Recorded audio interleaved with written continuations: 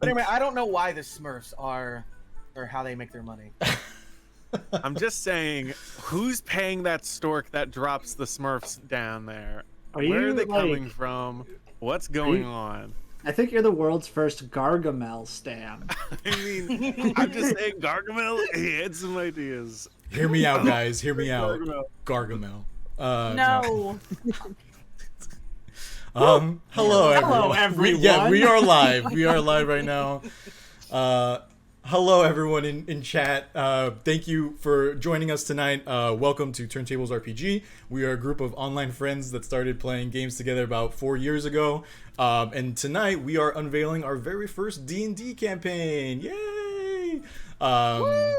We're very excited. It is just 5th edition, but we're all I don't think any of us have played D&D together before, which is crazy. But it will be a lot of fun, and it's going to be a lot of fun. We're going to talk real quick before we jump into our intro. I want to talk very quickly about our charity event that we are putting on tonight. It is for the Austin Batcave. It's a 501c3 here in Austin, Texas. I was just looking onto their page so I could like download words into my brain for short-term memory, and there was like a little catchphrase that they had at the bottom. It might be more of a motto, but it was "We believe in the power of words," and I thought that was really cool. If we could get exclamation point ABC in chat so that we can link to their page. You will also find the donation link underneath the stream, and or just ask one of us to do the donation link and we'll put in exclamation point donate. But basically all the money that we are raising tonight and for the rest of this campaign is going straight to Austin Batcave. I had the honor of being a dungeon master for their D&D summer camp this summer, and they had never heard about charity streaming, and so we're kind of running this to see if it works out. If they like it, then maybe they can reach out to others in their community who like streaming and start something fun. But yeah, all in all, I think charity streaming is really helpful to a lot of nonprofits out there. I'm sure many would agree with me. So I'm very glad that we're able to do this tonight. They do a lot of support for children's or for students' creative writing and writing tools here as they're developing through school. And they do a lot of fun projects, one of which is collecting the stories that students write throughout the year and putting them together into a published anthology, which we can, if someone will put exclamation point antho in chat. It's a really cool project in general, and it's great that these students are kind of like now published writers, you know. And this past year's anthology, I believe the theme was face your fears, and so they're all kind of like small little horror writing samples, you know, like horror stories, horror poems, things of that nature. It's very spooky, and I feel that works out for right now in October. So all that to say, thank you all for joining us. Don't worry about like subscribing to us or anything of that nature. Please send all your support to Austin Batcave. That's what's fun. We are just gonna have a fun time tonight, so hopefully y'all can enjoy that with us. And without further ado, thank you for joining us. Welcome to Tales from the Harvest Moon. Whoa, what the what?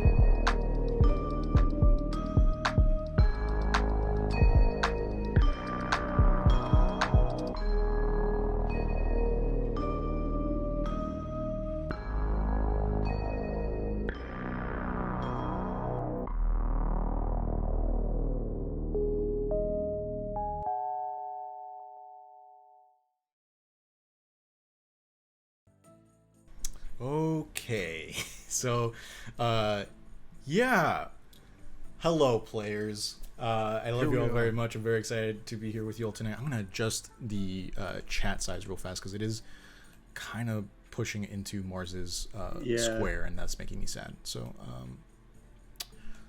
get small, idiots. sorry, chat. Not that we don't care. It's just, you know, shrunk your text. I do love Mars a little bit more than y'all. So I want. But yes, so hello players, welcome to this game. We're going to go ahead and set the scene, and then I'm going to ask y'all to go around and introduce yourselves and introduce your characters. Feel free to mention your class, your level, any kind of like fun, anything that you're excited about for your character in general. It's okay if you mention something that we talked about in our pre-stream chats, but we open on Orpheum Hollow, at the edge of a mountain range with a large, surrounded by forests of many colors. We find a cold blue river coursing through what seems to be a very provincial town, with a large manor house sitting above a small hill overlooking the Tudor buildings and smaller kind of wayward spots like a blacksmith shop, bakery, bookshop, so on and so forth. We find a very interesting sight. Miles and miles of tents and small little pop-ups on the other side of a dirt-packed road that leads directly towards an abandoned and almost like decrepit stone bridge made of ancient rock. It rained the night before, so the ground is a little muddy, and everything has that kind of like petrichor smell of just wet dirt and things of that nature. And we'll go ahead and hand it off. I'd like to hear from Chris. Would you be my knight in shining armor and start and introduce your character and yourself, please? Yes. Hello, I'm Chris. 4 years ago today, I wore these ears. I should put them on again. Wow. The ears. So, anyway, so I'm Chris. I am going to be playing today. First name Trick, last name Lippis, the Goblin Order of the Ghost Slayer Blood Hunter, and he's a guy. I'm excited to slay some ghosts. I'm Masha. 4 years ago, I don't know what I wore, but I bet my hair was a different length. I am playing Catalina Ruth. She is a researcher at the Orpheum Institute for Fringe Magyks. She works there part-time, and she is a level 4 divination wizard, and she is also a shifter, which is a race out of Mordenkainen something or other. Basically, she's like a little hyena woman, and she's beautiful, and we love her dearly. I'm Mars. I don't know what I was doing 4 years ago. I don't know what I was doing last week. I will be playing Lux Kane. They are a College of Satire bard at level 4. They're a tiefling. They're excited to be here. Okay. But they're also a little jester guy. Yo, what up? I'm Dustin. Hi. Hello, everyone. I'm playing the Blue Eyes White Dragon. Also known as... we have to mention Yu-Gi-Oh! At least once at the beginning of our stream. You're right. You're so right. Yeah. It's a requirement. I am playing Malloy, the Vengeance Paladin Kobold. He is a follower of the Raven Queen. And we'll definitely get into that. So I am playing a soggy little dumpster cat.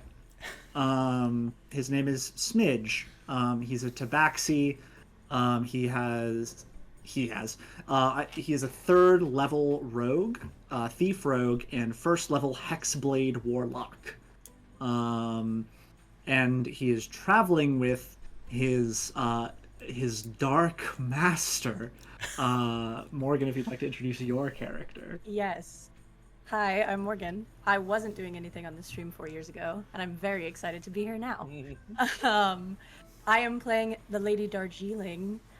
She is a level 4 shadow sorceress, and she is a drow former street urchin turned underground crime syndicate leader, who has a bit of a connection to Orpheum Hollow, and after getting into some trouble in the city that she and Smidger have been dominating for the past couple years, they decided they needed to get out of Dodge, and what better place to do that than where she's from.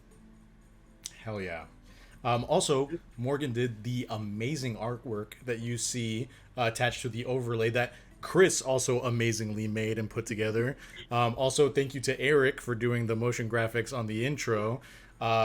It's a team effort, and I appreciate y'all very, very much. So shout out to Morgan, Chris, and Eric. And shout out to my mom because she really wants the shout outs. Oh, yes. Yes. Shout out to Miss Allard. Shout out to Miss Allard. Yeah. You're a real one. Speaking of supporting the charity, Yeah. we've already raised $114. Oh my I don't goodness. know if there are any God. messages or things. Huh? Yes.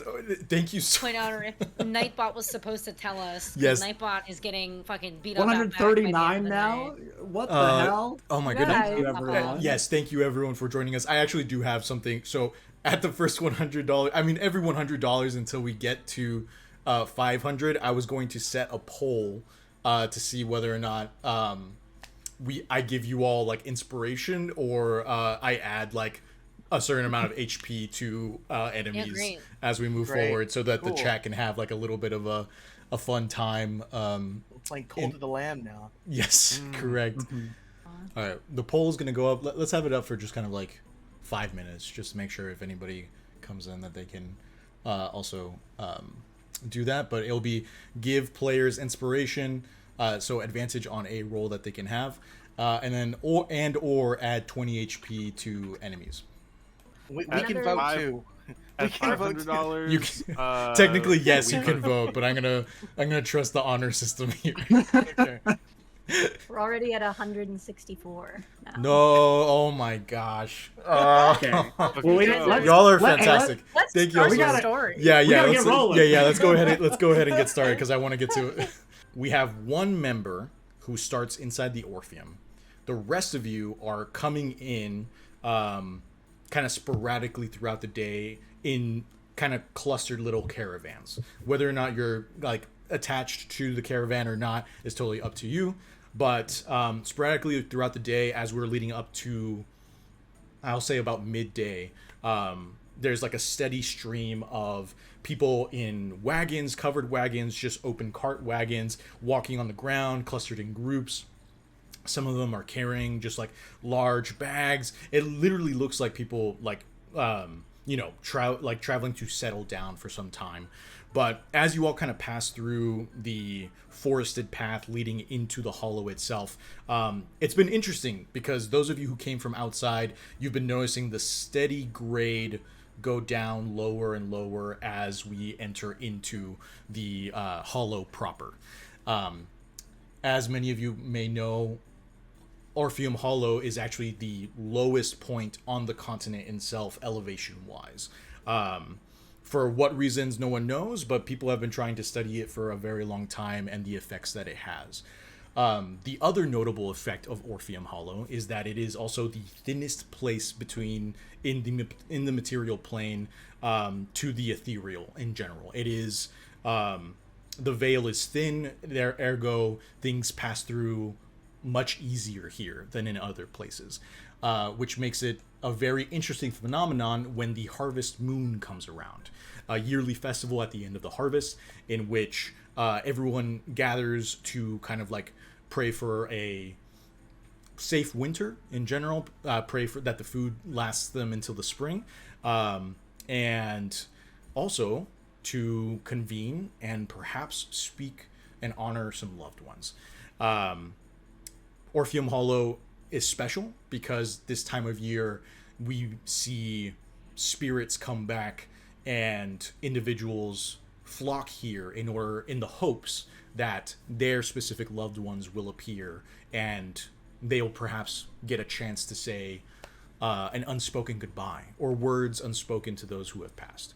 So with that in mind, I'd like to have Chris come first. So Chris, tell me, what is Trick doing as he is passing through the gates of Orpheum Hollow into the town proper?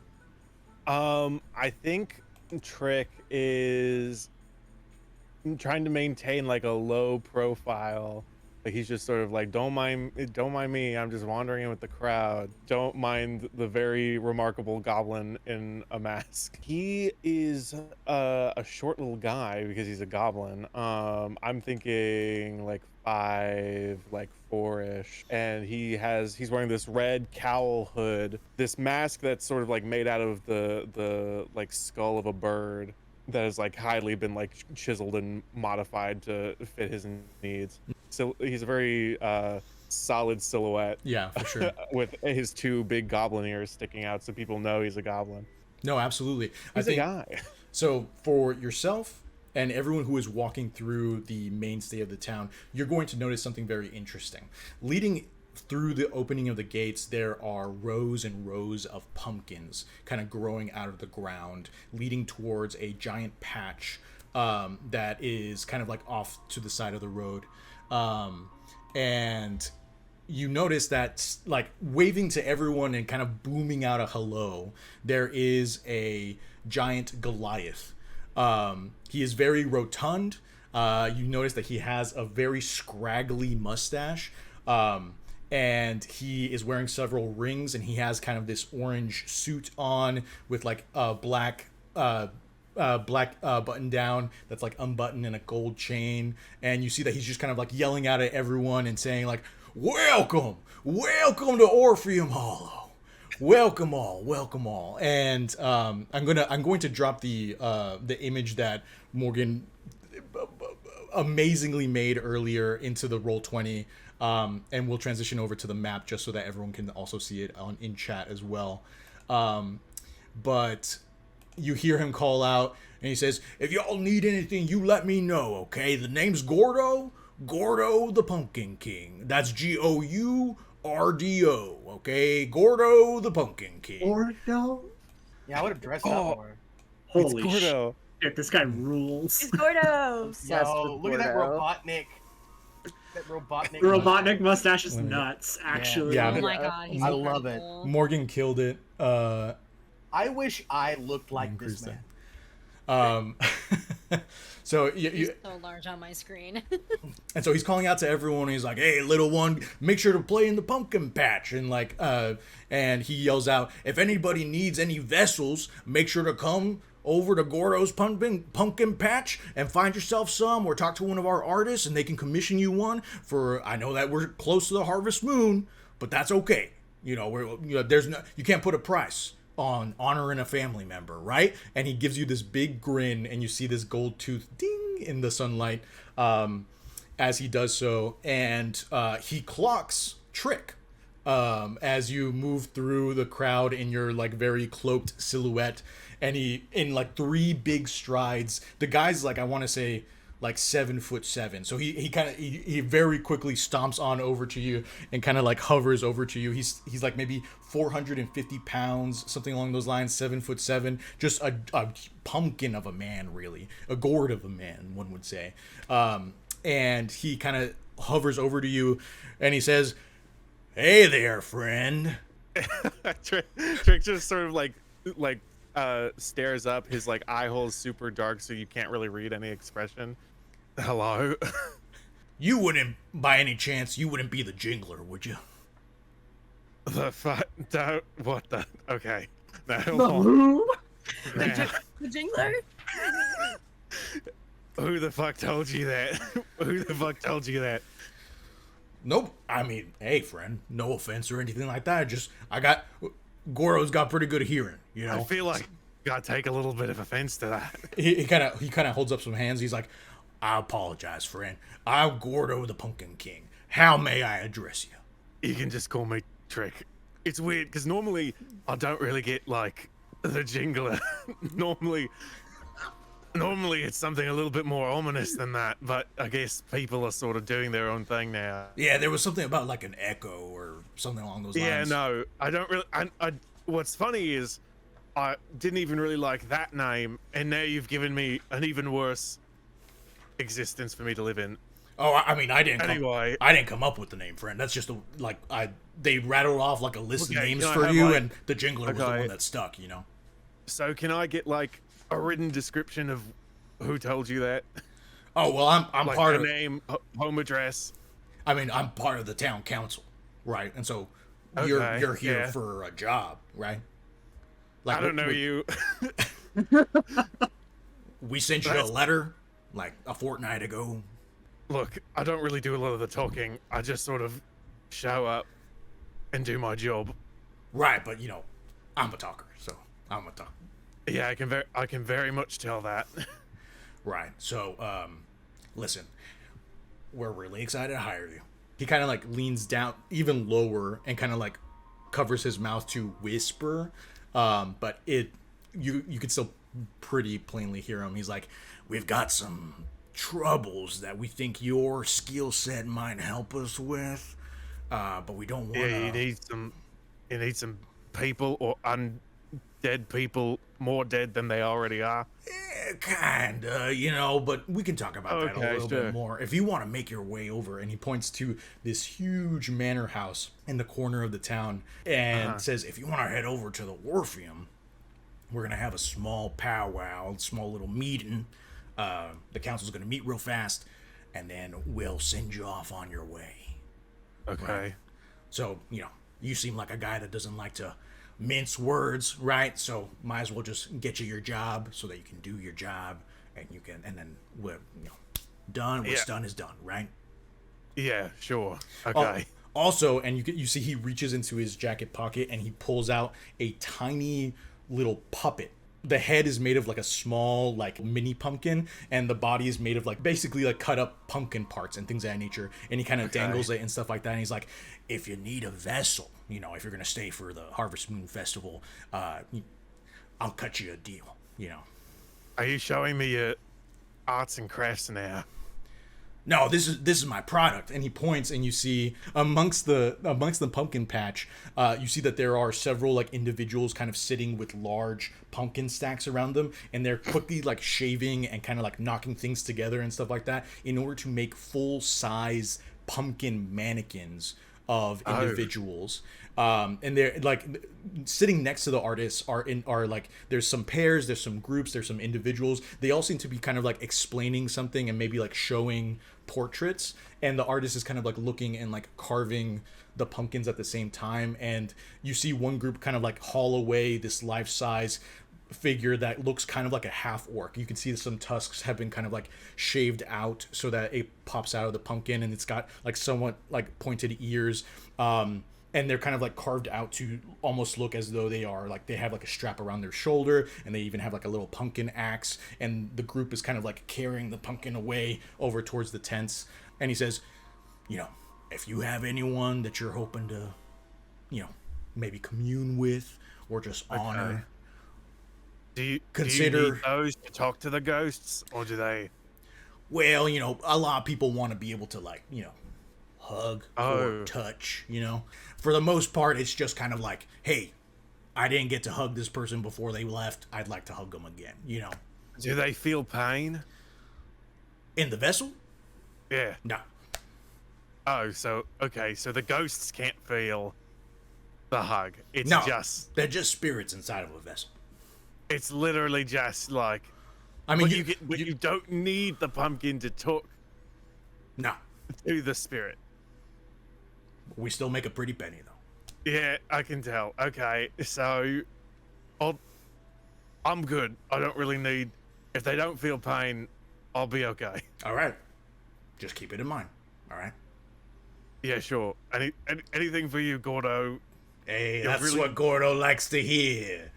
Okay. I don't know why I kind of shifted into like a Jersey accent when I've been doing like Southern, but okay. And so he gestures over to the Orpheum and says, "Feel free to make your way, friend."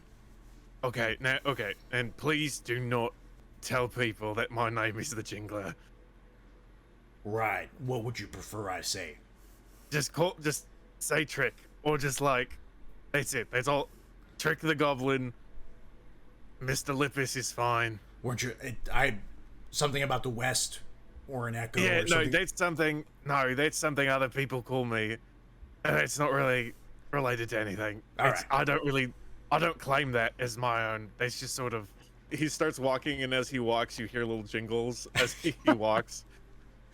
That's why, he says, muttering to himself. We will go ahead and now jump. Oh, yes. Really quick, we've hit $234. Oh my on goodness. on the donation goal. Y'all are crazy, Thank you guys man. so much. Yes, thank guys you are so much. incredible. Yeah. This is extraordinarily kind. Yeah. Okay. Great. Fantastic. So, I am now seeing the results of the last poll. So everyone, go ahead and just, in some way, shape, or form, mark yourself inspiration. These will stack until the end of the mini campaign, so you don't have to worry about like that. Like, if you get multiple points of inspiration, just keep track of it so that you know, like, I can put advantage on this roll, advantage on that roll, so on and so forth. So yes, Mars, we now come to you. If you could please describe Lux and what all they are traveling, if they're traveling alone, if they're traveling with others, and what that kind of like looks like as you are entering into the town proper. Yeah, Lux is a silly little jester guy. They are wearing a outfit with sun and moon themes. That's kind of a muted orange and a blue. Their jester hood is like a dark blue, and they've got orange skin and white face paint with like the little jester lines over their eyes. They've also got bells on their tails. So speaking of jingling, another character that jingles. It's less of a walk and more of like an excitable skip. As they walk with their current, I guess you would call it their current party, which is some other circus member folk. I can describe them for you if you'd like. Yes, that would be great. So walking with your party, there is kind of a half elf wearing kind of like fur clothing, kind of like wrapped around their body.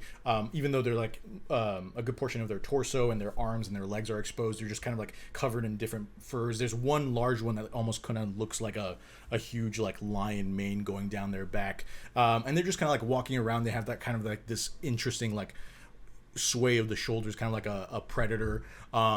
But they're kind of like looking around in interest. Behind them are two Eladrin, both kind of like wearing large coats. From what is exposed of their hands and their heads, you can see the Autumn Eladrin is their orange leaves are kind of like flowed down with their hair. They have kind of like this iridescent, like ever shifting gradient that's kind of like orange to red that adjusts in the sunlight. Alternatively, and tonally changed, the Winter Eladrin has snowy kind of like leaves kind of cascading down their hair. If you peer close enough, you can kind of see that they may be related. And then behind them, holding all of your luggage, there is a human standing about 6'8", with a musculature very similar to Arnold Schwarzenegger in his like early bodybuilding years. And he's kind of carrying this huge pack and kind of like waddling behind the group, kind of like runs up very quickly over to Lux, and you hear him go, "Hey, Lux, listen, we're here in the Hollow now." We are? You know, I think. You know, I've been. Hope you made it. Yeah, we're just gonna say it. We're gonna say that you keep butting or interrupting each other because I think that's really funny. You know, I've been training under Adonis for 10 years now, and you know, just kind of wondering if you could ever put in a good word, see if I could maybe become first string, you know, anytime soon. I think Lux looks at them like very, very strangely and is like, I suppose, sure, I'll mention you. And they kind of shrug their shoulders. Hey, I'd appreciate that. I forgot to mention his hair. He has a fade that goes around his head and kind of like short cropped hair that kind of like sticks out to one side. It's lying flat at the moment. The fade is also like shaved in a way to where his name is spelled out in the back of his head, Chet. I'd appreciate it if you could, put in a word for good old Chet Langstrom.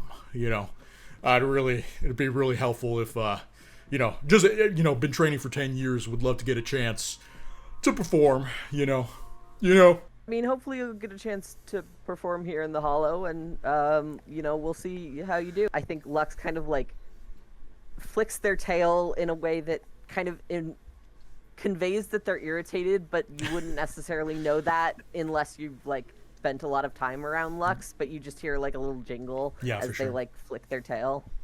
Cool.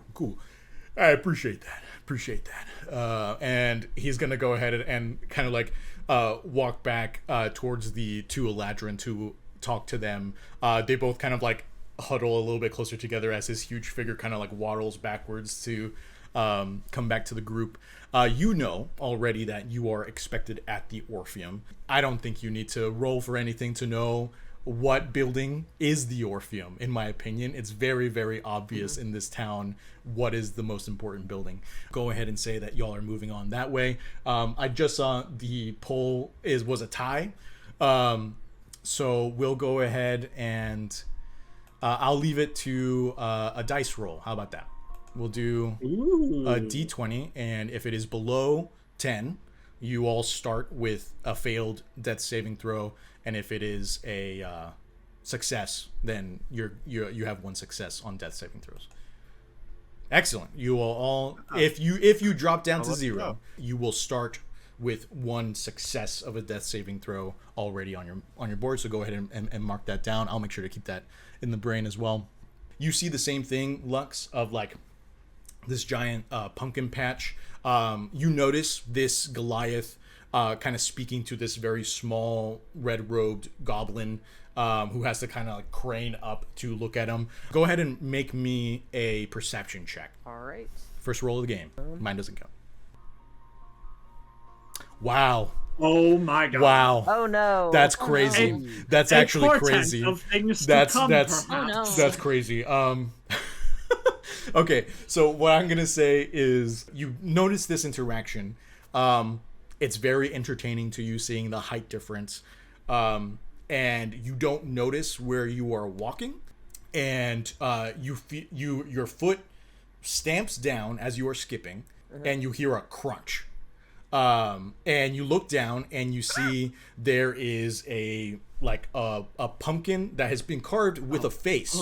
And there's a small child right in front of you whose hands were like the size of the pumpkin. It looks like you had jumped and like essentially stomped down onto the pumpkin that they had been holding. And you see that they kind of like look up to you. They're like about 7 years old with like curtain black hair, and it's like parted slightly, so you see like one big brown eye kind of like looking up at you, beginning to like tear up. And the child just goes, The child starts crying in front of you, immediately catching the attention of Gordo the Pumpkin King. And you see this giant figure kind of like step forward, puts his hands on his hips, and kind of like puts his hand out to stop your troop. And he says, what's going on here? That's not the accent that I did earlier, but I'm going to find it again. As they hear the crunch of the pumpkin, they just say, fuck. And then they cover their mouth because they've just sworn in front of a 7-year-old. And then, Gordo comes over and Lux is still covering their mouth and, like, doesn't... They take their hands away and say, we're here to, do circus things. We're here to entertain.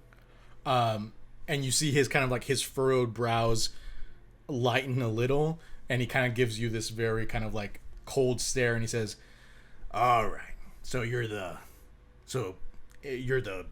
troupe that Lady Ophelia hired to perform at the Orpheum. Yes, that would be us. Right. Well, can you step out of the kid's pumpkin, please? And Lux, like, very carefully, kind of awkwardly steps out of this pumpkin. Gordo kind of like kneels down, and even kneeling down, he's still like 2-3 feet taller than this small child, and he kind of puts his giant hand on the top of her head, which like is essentially like me holding a tennis ball in the palm of my hand. And he's like, pat, it's all right, kiddo, we're gonna take care of it. Gordo's got you, Gordo's got you, right? And she's like sniffling, and she just keeps looking at Lux, like with this eye of like, what did I do? Like, what did I do that you would hurt me so? Lux is not meeting her eyes. Are you gonna stay, or are you immediately say you're sorry and leaving? I think Lux kind of slowly starts moving, like, is it okay? And if Gordo's not gonna say anything, they're gonna Gordo keep moving. Immediately gets like stops paying attention to you, and like you hear him kind of like look over at the pumpkin patch, and like with a huge kind of like chest roar, he says, Mort, can you come over here, please, Mort? From the pumpkin patch somewhere, this like very tall, lanky furbolg rises up and kind of like immediately kind of starts sauntering over. But if you are wanting to move on, you don't have to see how this scene plays out. I think Lux is like very, very awkwardly, very like kind of slowly moving forward, and I think they turn back, and the rest of their troop is still kind of staring and like waiting for them to say something, and Lux gives them a nod and says, we should get to the Orpheum. We don't want to be late. They all kind of like nod, and you begin making your way to the Orpheum, and you feel a familiar large presence over your right shoulder, and you hear, hey, Lux, why'd you crush the kid's pumpkin? I didn't intentionally crush the pumpkin. I didn't see the kid and the pumpkin. I should maybe pay a little more attention, but I'm excited to be here, and I'm just a little bit nervous. It's fine. I never took you as cold-blooded as that, but I didn't mean to.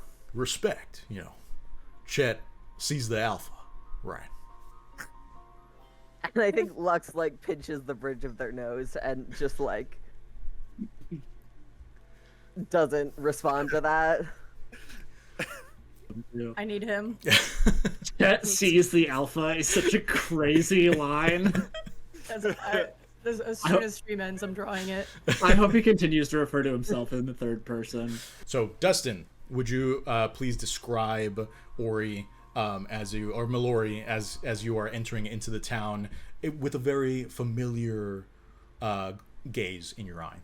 A 2.5 foot tall kobold with glistening white scales is walking into the town, head shifting back and forth to look around with almost nostalgia in his eyes. He, funny enough, also jingles thanks to the chainmail currently hidden beneath his feather tabard that looks like to be made of black raven feathers. He walks with a scythe in one hand and a shield attached to the other arm, and perched upon his shoulder is a pitch black raven. He's walking in. I don't think he came in with anybody in particular. Like he could be coming in with people, but it's no one that he really knows. He wasn't traveling with anyone specifically, but his eyes take in things and in an almost knowing way, because to him he's home again, or at least a second home. As you're kind of walking in, it's been some time,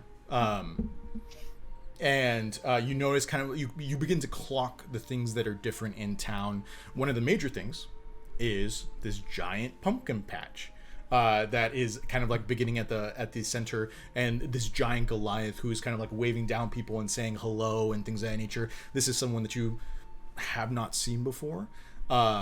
but you can tell that they're probably ingrained themselves into the town as you're kind of like watching him interact with the townsfolk and these new tourists. You hear Ori, and you see a young human about like 20 mid to late 20s run up to you. He has a shield on his back and a sword kind of sheathed on his side, and he runs up to you. He's wearing similar armor to yours, and you recognize this as Brother Greyon, your friend from the Church of the Raven Queen who came up with you. He kind of yells and is waving, and he's like, "You're back!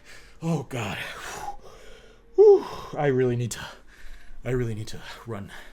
I need to run more. It's the shield. I'm not used to running with a shield. You're back." Yes, I am back. He kind of like leans back and takes a look at you. He is taller than you, but he's, kind of, you can tell that he's basically looking to see if there's like, if you have all your body parts. And he clocks the raven on your shoulder. He leans forward and he's like, "Hi, Karma." And immediately the bird goes, and like it snaps his finger, and he kind of like, and like pulls it back, and he's like, "Well, all right, I remember. How have you been?" And he kind of like turns to so that you can kind of like walk alongside him. How was going back? Did you find anything? I did not find much. I couldn't bring myself to face my village. Yeah, I mean, I don't blame you. That would be a really heavy thing to do, just like for anyone. But well, I mean, I don't know. Tell me, how is it out there? Like here, we barely get news. From Father Manassas's like scrying and his prayers and things of that nature. But like we rarely get ravens up here. So what's happening out there? Well, it is most likely what you would think of when you think of such a loose congregation of people with no ruler. They have their struggles. This is true. They do enjoy their freedom. I mean, yeah, I guess that makes sense, but like, it's been around 10 years since the bad times started. Like, does it really seem like it's the Western Plains are cursed? I cannot say if they are cursed or not. There were enough people living in peaceful lives for me to say that it is not so doomed as some say. But there are struggles. Yeah. At this point, y'all have kind of crossed a good portion of the thoroughfare, and you see that you are now walking up towards this large temple at the side of the river. There's like a large kind of like gnarled oak tree growing out from the front of it. The temple itself is squat but wide enough, made of stonework that seems aged at this point. It has a very nicely like tiled roof, and it has kind of like a couple of columns in the front that extend out a little bit in order to cover kind of like the front steps from rain and things of that nature. You see that there are individuals kind of like sitting out front on benches, kind of like sitting in quiet, reading like small little pamphlets and books. Y'all step inside, and you see immediately upon entering, there's this very faded kind of like fresca that shows a black cloaked woman, their face heavily obscured except for ruby lips. Their cloak extends out into raven wings, and underneath it there is this very intricate kind of like spiral pattern that rains down from like the center of her chest out from the wings itself. And you know that you are now stepping into the Temple of the Raven Queen. Greyon kind of like just talks to you, and he's like, "Did you see any other pilgrims out there? Like any other churches helping, or anybody like trying to help the people of the Western Plains?" There were people helping, yes. There were some adventurers. There were some churches. I heard a tale of a jingler as well that apparently was also a lone survivor. Whoa. Why does that sound familiar, the jingler? And then you hear kind of like this rather kind of like resonant voice kind of coming from the end of the chapel, and they say, because his name is not the Jingler, he is the Echo of the West. And yes, he is a lone survivor. And the two of you kind of like look up, and you see, in very loose robes, standing at about a little close to 7 feet, there is a Minotaur sitting behind the altar. And he kind of like looks up, and you recognize Father Manassas. He kind of like looks, he kind of like puts his hands on the altar and leans forward, and he says, "Mallory, I'd like to say that you've grown, but humor is not my strong suit. So, welcome back." Thank you, Father. I would like to say you have grown, but humor is also not my best suit. And you see Father Manassas has the curves of his horns have been blunted. Like he's like shaved them so that they're not like straight points. But you can still see that it's like ivory leading up to kind of like a tarnished black at the ends of them. He is mostly black except for a very fun little kind of like diamond pattern that's on his like forehead coming down to his snout. He kind of puts a giant like hand on your shoulder, and he says, "I'm glad you've returned safely. And he kind of like looks at the two of you, and he says, "I should speak with you both before leaving for the council meeting." We are really going quickly to, before yes. we go into the office. We've reached $300 on the donation. Oh goals. man, it's only the first session. Oh goodness, We're only an hour in. we're only an hour in. Y'all are crazy, man. Thank you so much for the donation. Check yet. We haven't even hit the snack check yet. That's crazy. Thank you so much for the donations, really and truly. Absolutely, $400, and I draw the Centaur Pastor in a centerfold spread. $400. That's in a crazy. compromising position. $400 centerfold spread. I'll do it. That's Listen, wild. we all know you're gonna do We it get a anyway. body You pillow just mean you print? posted it, right? I know, Follow I us was on gonna say. Twitter.com. So I think this is the hottest character you've ever made. I need him. So, we will go ahead and go to something that I've been very excited for in general. We enter into the Orpheum itself. The camera flies out of the Temple of the Raven Queen and begins hovering over to this huge manor house made of dark stone. Doors burst open as individuals walk in, and we enter into a beautiful tiled atrium. Atrium itself is kind of like the glass is tinted purple, but it's like a light lavender, but the light itself is still illuminating inside. We see small staff members. I say small staff members. They're just staff members. They look small in They're so the building little. itself. The little Not ones, a yeah. halflings here. They're so small. They're carrying boxes and moving things out, and we see that a large kind of like skeleton of a cyclops is being kind of like propped up in the atrium and kind of like shifted to place. When you enter in from the front of the Orpheum, there are two large staircases on either side. They lead up to the second floor that wraps around the atrium itself so that you can look down into it. People are already kind of like entering in and like gazing at all these marvels inside, skeletons of rare monsters and beasts. You see that they've kind of like roped off little areas where they're showing off different magical feats of strange and occult magics.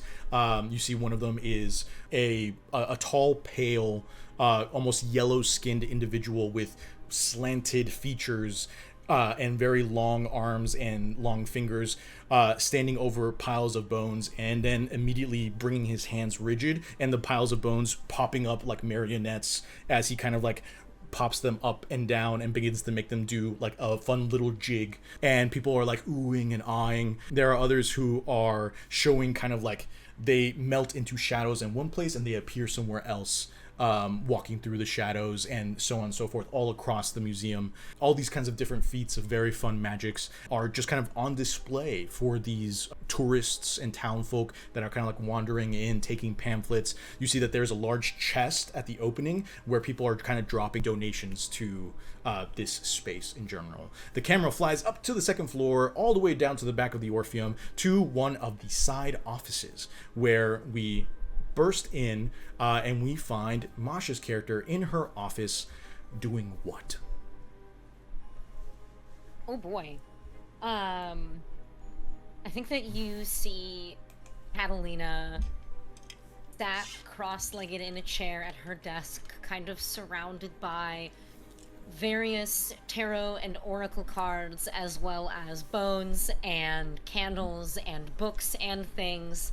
There is some organization to the madness, but you can tell that she is cross-referencing a very many pieces of information. Also within your office, unfortunately at the moment, there are tons of boxes. Your office is somewhat kind of being used as a bit of a storage room at the moment. And you see that the boxes are kind of like, they're straw, kind of like poking out of the edges. They have been nailed down. Even though you have enough space to, have your cards and your candles set up in a neat, and organized way. It is kind of annoying to have this space be taken up by these things. The door opens and you see two individuals walk in. The first one is a small kind of like sparrow Aarakocra who walks in. They're wearing kind of a nice little purple vest that's buttoned up at the top. They have like little glasses that kind of like wrap around a little bit so that they get both of their eyes. And they kind of like their wings are currently folded in, and they're holding kind of like a large clipboard that has papers, and in the other arm they're holding a huge like bouquet of flowers that's wrapped in kind of like a wax paper. And they kind of walk in and they're like, "Morning, Cat," and you know that this is Poppy, the assistant to Lady Ophelia. Behind Poppy, there is a box very similar to the ones in your room, floating in midair. And as the light shifts, or as this creature shifts into this individual, this individual shifts into your room and the lighting changes and there's a little bit more like dust particles in the air, you begin to see the ghostly silhouette of a man with a very kind of like pencil mustache coming out very far and kind of like a goatee, with slick back hair and very like old clothes. Like it's kind of like, I almost kind of want to put him in kind of like that frill that Shakespearean actors used to use to like keep the makeup from their clothes and stuff. But like he's got one of those frills and kind of like comes in with a doublet. What's the doublet? Yeah. Doublet. Yeah, I was just trying to be fancy. A doublet. He's wearing a doublet. And he's holding the box in his hands and kind of like muttering to himself with kind of like a crossed look in his face. Poppy kind of runs over, or kind of walks over to you, and she smiles and she's like, "Oh, busy morning. What time do you want to go ahead and set up downstairs for your exhibition?" I mean, if you're ready and willing to help, we can just start right now. I'm happy to pause my work. Yeah, no, I mean, it's totally up to you. I already have your area cordoned off, so whenever you're ready, feel free to do that. I need to meet with Lady Ophelia, make sure that everything's ready for the council meeting, and then the troop's going to be here soon, so I got to make sure to welcome them to the Orpheum and make sure I get them to their spot.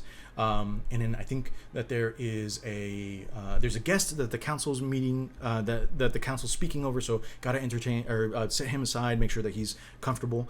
And then I'm going to keep an eye on everything, okay? So if you need anything, you just let me know, and I'll take care of it immediately. Just going to drop off these flowers to Lady Ophelia,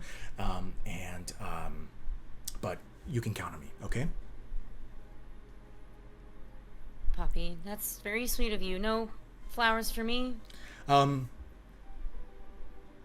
she kind of pauses for a moment and she says, and she kind of looks over and you see that the ghost is quickly kind of like moving the box back and forth, kind of deciding where it's going to go. She's like, "You can take one if you want."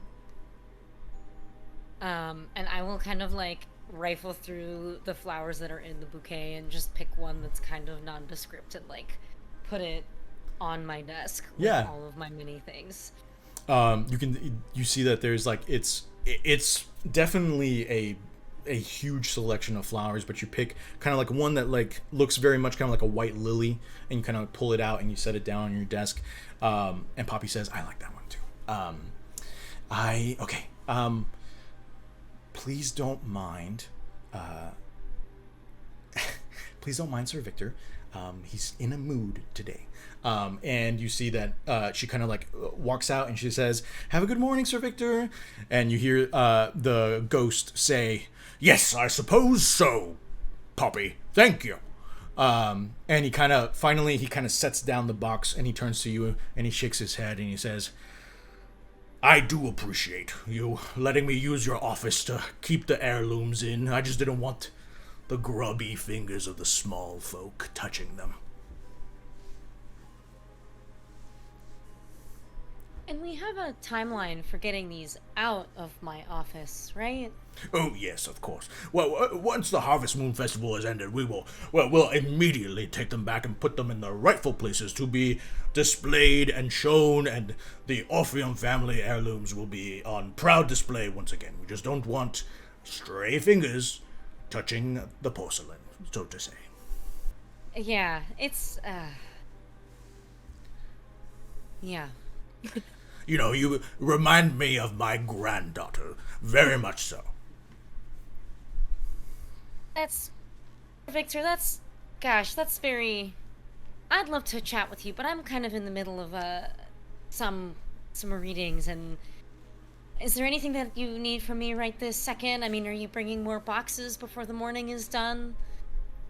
And you see that there's kind of like a moment where Victor has honestly stopped listening to you and is kind of like looking at the boxes and kind of, "Oh yes, the boxes. Yeah, yes, of course. I know my son is hiding some of the heirlooms from me, so I'm going to go find him, and I'll probably have 2, 3, 12 more boxes to bring up. But don't worry, I will make sure to keep. You cannot walk through solid objects, can you?" No, I super can't, and there are other offices that are on this floor, and they don't seem to be maxed out yet, so, like, if everyone can have, like, a small layer of boxes before I get, you know, topple over bodily damage amounts of boxes, that would be good. I assure you, Miss Catalina, I am trying my best. But, of course, you are the youngest and the most recent researcher to the Orpheum, so some of these duties do fall on you and your space. Totally. Yes, Okay. totally. Fun lingo for the kiddies, yes. Perhaps you can teach me some more. Sir Victor's cool. Maybe after the Harvest Festival is over, we can have, like, a little sit-down about what the kiddos are saying.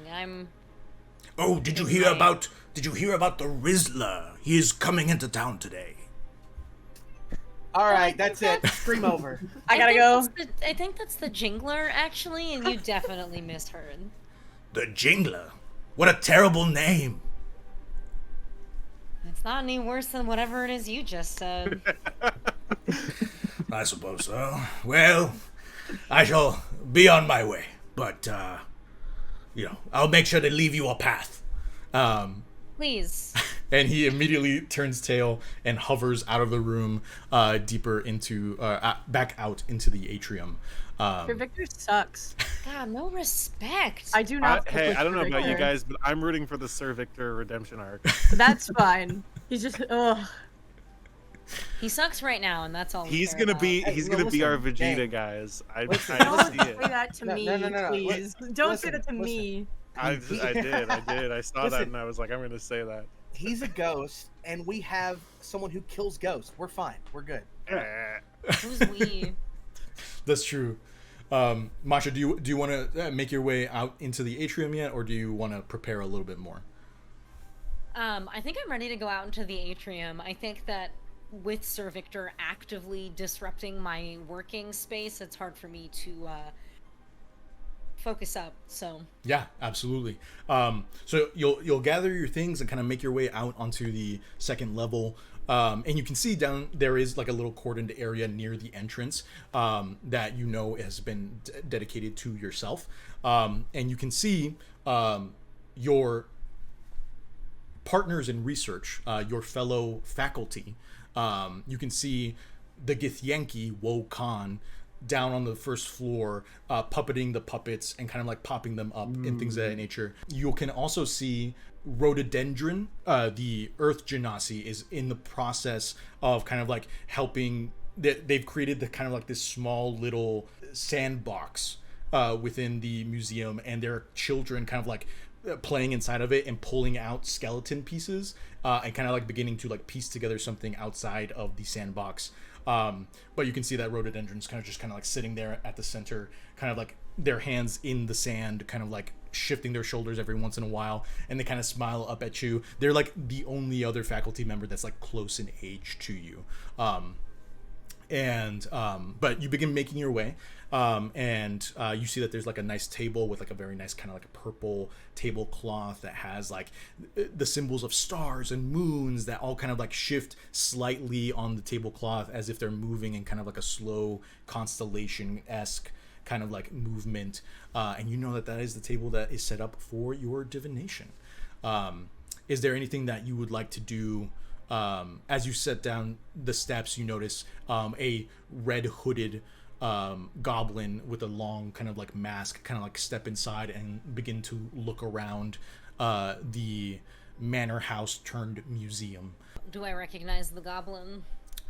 You do not, but from the conversations that you've had with Lady Ophelia leading up to the events of today, you know that to keep an eye out for this individual, and you immediately hear kind of like a chirp, and from the second floor, Poppy kind of like flies down and lands in front of the goblin to greet them.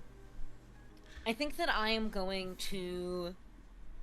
I have a spell I can use, actually, because that would be sick. Magic missile? Yeah. No! It just starts blasting me. Delayed blast fireball? Anyway, Delayed I fireball? just start blasting. I get in there and I start blasting. Roll to blast. I think what I want to do, and you can let me know the ethics of this, Sure. is I'm going to try to kind of like eavesdrop Poppy a little bit while I start organizing my table, just because I have a job to do and I'm trying to do it. How do we feel about me potentially casting detect thoughts so that I can hear the thoughts of this goblin? That's crazy. I love it. Wow. Insane to lead your first interaction with a fellow PC with that. That's Yeah, wild. maybe I Invading don't their do mind. that. No, do it. I'm all Do it. for it. I'm just saying, like, I've never even considered that. That's so wild. Could you do me I a love it. favor? Incredible. With Yes. detect thoughts, can you tell me, does it have like a verbal somatic, like what are the conditions? It usually says like VMS. I know, For, like, it super does have verbal, somatic, and material components. that's okay. Um, What I'm gonna say is like for material components, even if it costs like gold, I'll say that you probably have that on hand because you're a part of the institute. But there is kind of like verbal and somatic. So I'm gonna say, Right. you're wanting to do detect thoughts, kind of like on the down low, right? Like not overtly, like obvious. I've made a mistake. Look at the text, okay? This is I like can- when I you're... can tell you how it works very quickly. Yeah, if please, you need. Eric. Yeah. Wow, because So- I think you cast it on yourself, right? Yeah. So you cast detect thoughts, and then it's like you can detect thoughts, surface level thoughts. I should clarify, up to a certain Yeah. range. Yeah. And then if you want to probe deeper, you force an intelligence saving throw, I believe, on the Wisdom. creature wisdom saving throw on the creature you want to pry into, and then you can like find deeper level stuff if you're looking for that. Yeah. But it does, like, the surface level thoughts don't require a save. You just can read them.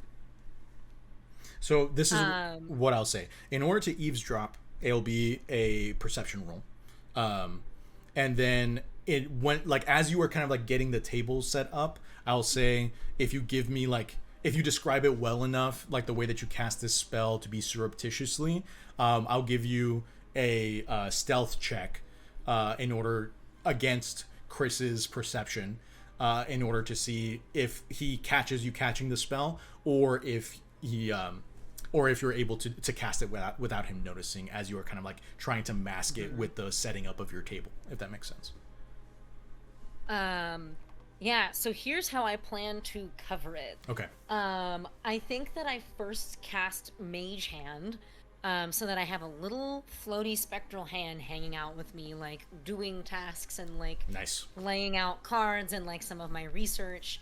And I'm happy to describe it in some amount of detail, but all of my magic, because I imagine divination magic is like blue Nice. and kind of like floaty and like wispy, which is why I guess our character art isn't on screen right now, but like my character has a little like blue kind of like spectral heart that Morgan was kind enough to let me throw in.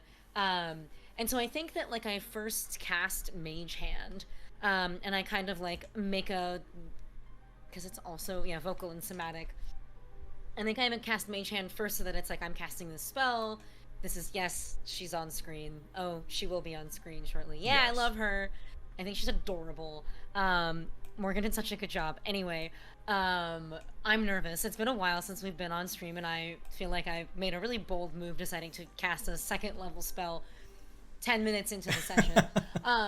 Anyway, Mage Hand, I think I do a vocal and somatic component, and like I say some words and my hands flit and this like my hand glows blue, and then the blue kind of pops up off of it, and then the hand itself is floating around and it is also blue. Hell yeah. And it's kind of like doing things, and I make an effort to make the verbal component of that kind of loud, and then I kind of like talk to myself and I talk to it while I'm moving things around, so that when I do cast detect thoughts, it's like part of already existing magic that's happening. Excellent. Because I'm so intelligent. I am so smart. I love that. I'm her. Go ahead and make me a perception roll to start it off, Okay. so that you can catch the conversation. Probably on screen, right? Sorry, I was gonna roll a physical dice. 17. Nice. Okay, so Chris, you step into the giant doors of the Orpheum, and you watch a young woman kind of walk past you with a box. She glances at you, but immediately a sparrow-like Aarakocra kind of like flies down from the second level, wearing a vest and looking very, looking very official. Hello, welcome. You can't do that. I get scared sometimes an eagle's gonna come down and pick me up. Sorry. Kind of offensive, but that's okay. I'm Poppy. Welcome to the Orpheum. You jumped out at me. What the hell? Right, but anyway, sorry. Lady Ophelia gave me your description, so I am pretty sure that you are Trick, Lippis? Yeah, that's right, yeah. Okay. Welcome to the Orpheum. Research for Fringe Magyks. My name's Poppy. I am Lady Ophelia's assistant, and I'm here to escort you. Unless you'd like to stay out here in the atrium, the council's not going to meet with you until after they have had their quick briefing for the day. But you are welcome to enjoy our refreshments. Let us know if you'd like to. We can also give you a room to stay at the Orpheum, or you can also go to the Scarlet Stallion State House. It is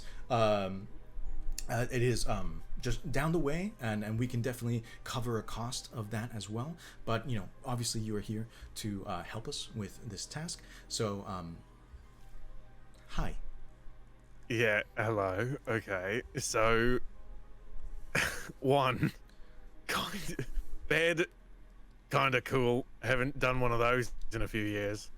Two, not normally how these things go for me. Normally it's like a letter and some gold, and then they just sort of tell me who to knock out. Wink. You can't see me wink because I'm wearing a mask. I appreciate the description. Yeah, normally people just sort of tell me who I'm supposed to take out. Yeah, no, and you're absolutely. kind of. And it feels like we're doing a lot for me to just go into a room full of old guys. This is a very. I'm not at liberty to tell you the specifics out here in public.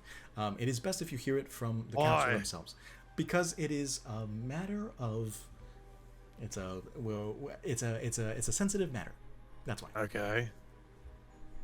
And then I'm not sensitive. I can take it. as this happens, you watch another ghost kind of like float down from the stairs and pass between the two of you. This one is like slightly more rotund with kind of like a more kind of like tooth comb mustache.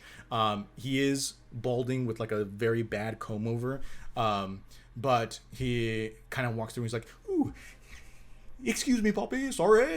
Excuse me. And she's like, "Yes, Sir Otto. Sorry. Yes, it's okay. Please pass by." He's like, "Have you seen my daughter anywhere?" And she says, "I'm pretty sure she's still in her office. Have you been hiding boxes from Sir Victor?" "Oh, my father won't mind. He's, we gotta share it with the people. That's why the Institute was created, so that we can share this knowledge. He's always..." Kind of feels like I've been put in the middle of something here. "Oh, hello, friend." And you see he extends a spectral hand out to you to shake. Trick just sort of looks at the ghostly hand, and sort of like awkwardly shuffles a bit. "I'm sorry, dear boy. Just a joke. You wouldn't be able to touch me anyhow." I've dealt with a lot of ghosts.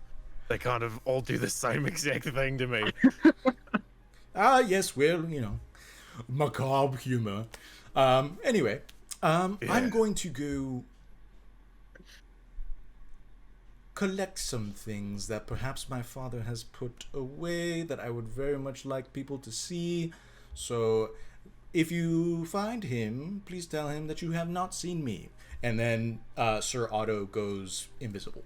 And Poppy turns back to you and she's like, "Yeah, so I've had a really long morning.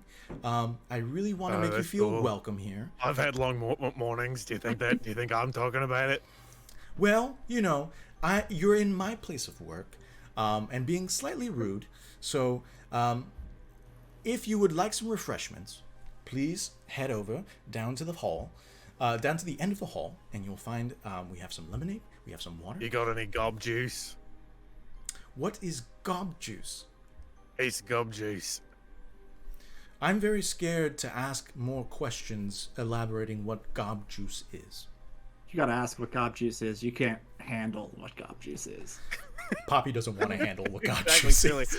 I think Poppy is entirely. Poppy wants a nice glass of wine and for this day to be over.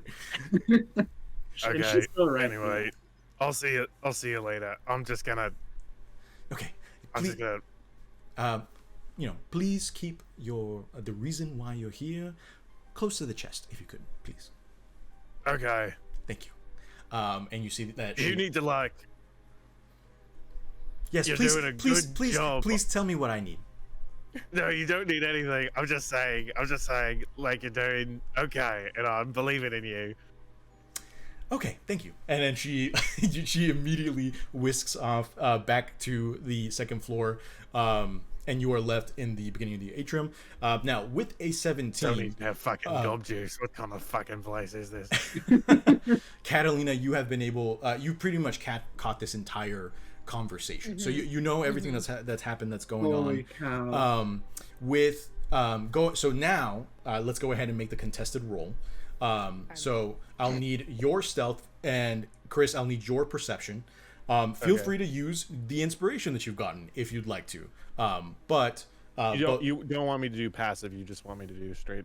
Yeah, I guess passive should be fine. You're not really expecting this, so unless you want to play it as like Trick is never passive. He's almost always on alert because he's always stressed. Locked in. He is always stressed. I do believe he's probably like in a constant state of his eyes. Sure. Like, I don't think you can see this because again his mask is so dark, but I think his eyes are constantly darting around to every single like he's one of those weird people who walks into a room and instantly is like, there's an exit. Mm-hmm. Yeah, absolutely. Hold up. I'm going to go back to the main overlay because I really want No, we don't need this No. on screen. Put that chat on I mean, screen. because it's got her character art, but Liberate the people. Put the chat on screen. All right. Shift back.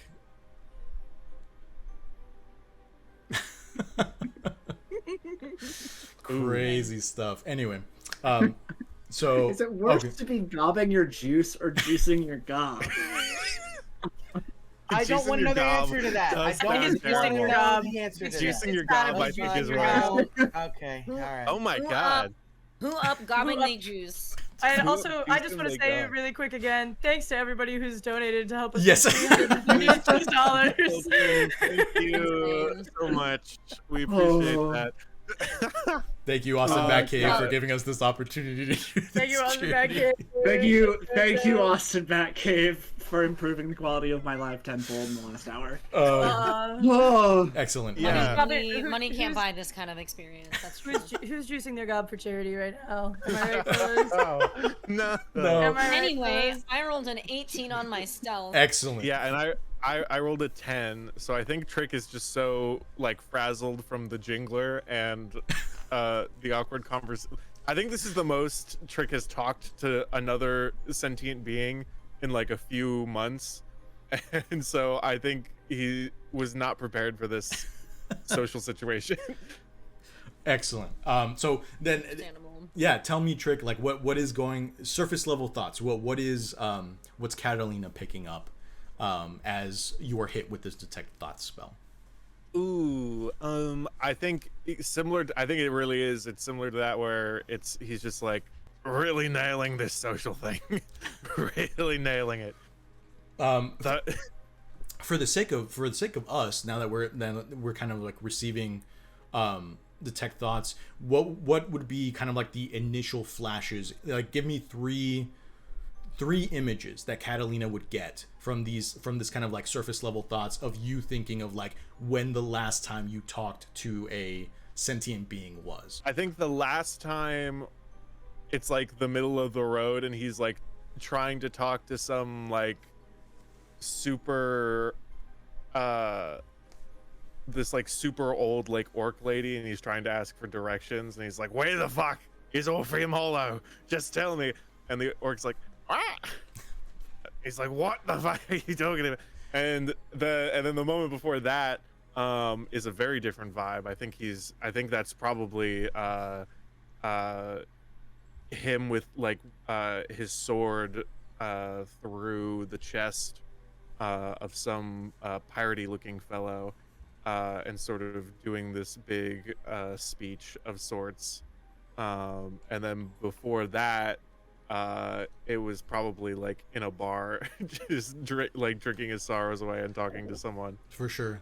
Dope. I like that. So already, Catalina, you catch these images of just a very strange kind of like misadventure that this goblin has had in general, of like where he's been before the hollow. In all of these images, you'll notice that he's pretty much by himself, other than like the people that he's talking to, the people that he's killing, or just kind of like passersby. But in all of these images, he has been by himself.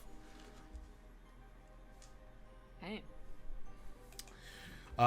Excellent. So with that, camera will fly out. There is a large like wooden wagon that is kind of like rolling into town. And on kind of like the back ledge, hitchhiking on this wagon, is a small black cat, who is avidly kind of like swinging their feet, a black cat tabaxi swinging their feet, kind of looking up at the sky, as we introduce both Morgan and Eric's characters. How are y'all coming into town? I think I just like let out a long sigh, and I go, "My lady, are we there yet?"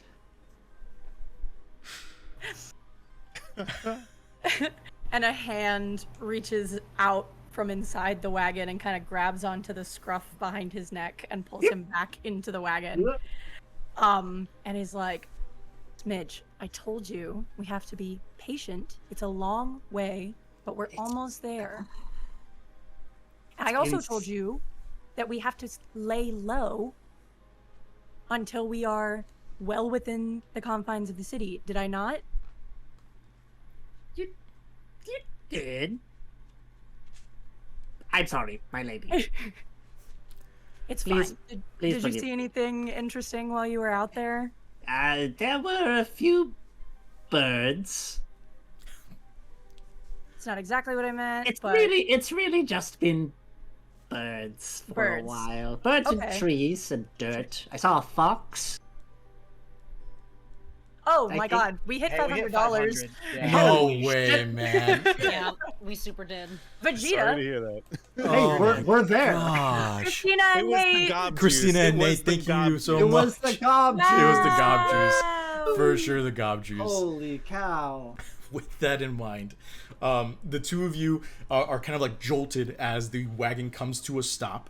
And you hear kind of like a knock from the front, and the driver opens a slat and he says, sorry, my lady, there's a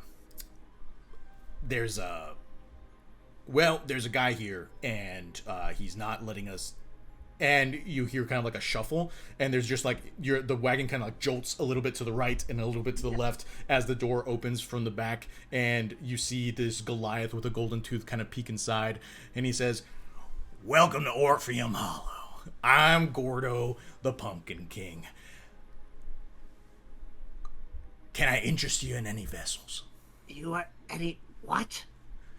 A vessel. And he pulls out his small little pumpkin marionette, and he says, "It's a good way to talk to the dead." I look at Darjeeling. My lady, I think this man is crazy. Yeah. Vessels. I can't say that I need one. And then she like kind of turns to Smidge and like looks for a second and is like, "Sorry, did you want one?" Or What are the purposes of these vessels, gourd vendor? Well, they host the spirits of those recently deceased or recently passed or further past, in order for you to be able to commune with them during the Harvest Moon Festival. Command of the dead would be very powerful, my lady. Okay, and she kind of like opens her little coin purse like a mom who's like looking for their credit card a little bit and is like, What? how much is it? Or Would you what is Do you want a store brand or custom? are there benefits to Smidge? And she like turns to Smidge. What do you want? What are you trying to Store brand is cheaper. Custom's better detail. We can also do larger humanoid versions. We can go all the way up to 8 feet tall. We can go all the way down to about 2 feet tall. Always open to halfling and gnome sizes, along with Goliaths like myself. We can range in size, but pretty much if you want a really fast turnaround by tonight for the festival, it will basically run you the premium charge. And he kind of starts counting his fingers, and you see like all these rings across his like large scarred knuckles. And he's like, it's not too bad. It's like maybe like 75 gold. How much? 75 gold, and then from there we up the premiums. Yeah. My lady, I think this man is trying to take us for a ride. An extra 50 gold coins for articulated joints. And an extra?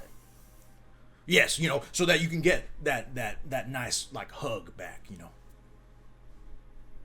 The squashmonger is ripping us off. Yeah, I would say. Would you like me to dispatch of him? Like what? No, don't. He has insulted you. Well, I meant no offense. If you want this little one, I'll give it to you for like 10 silver.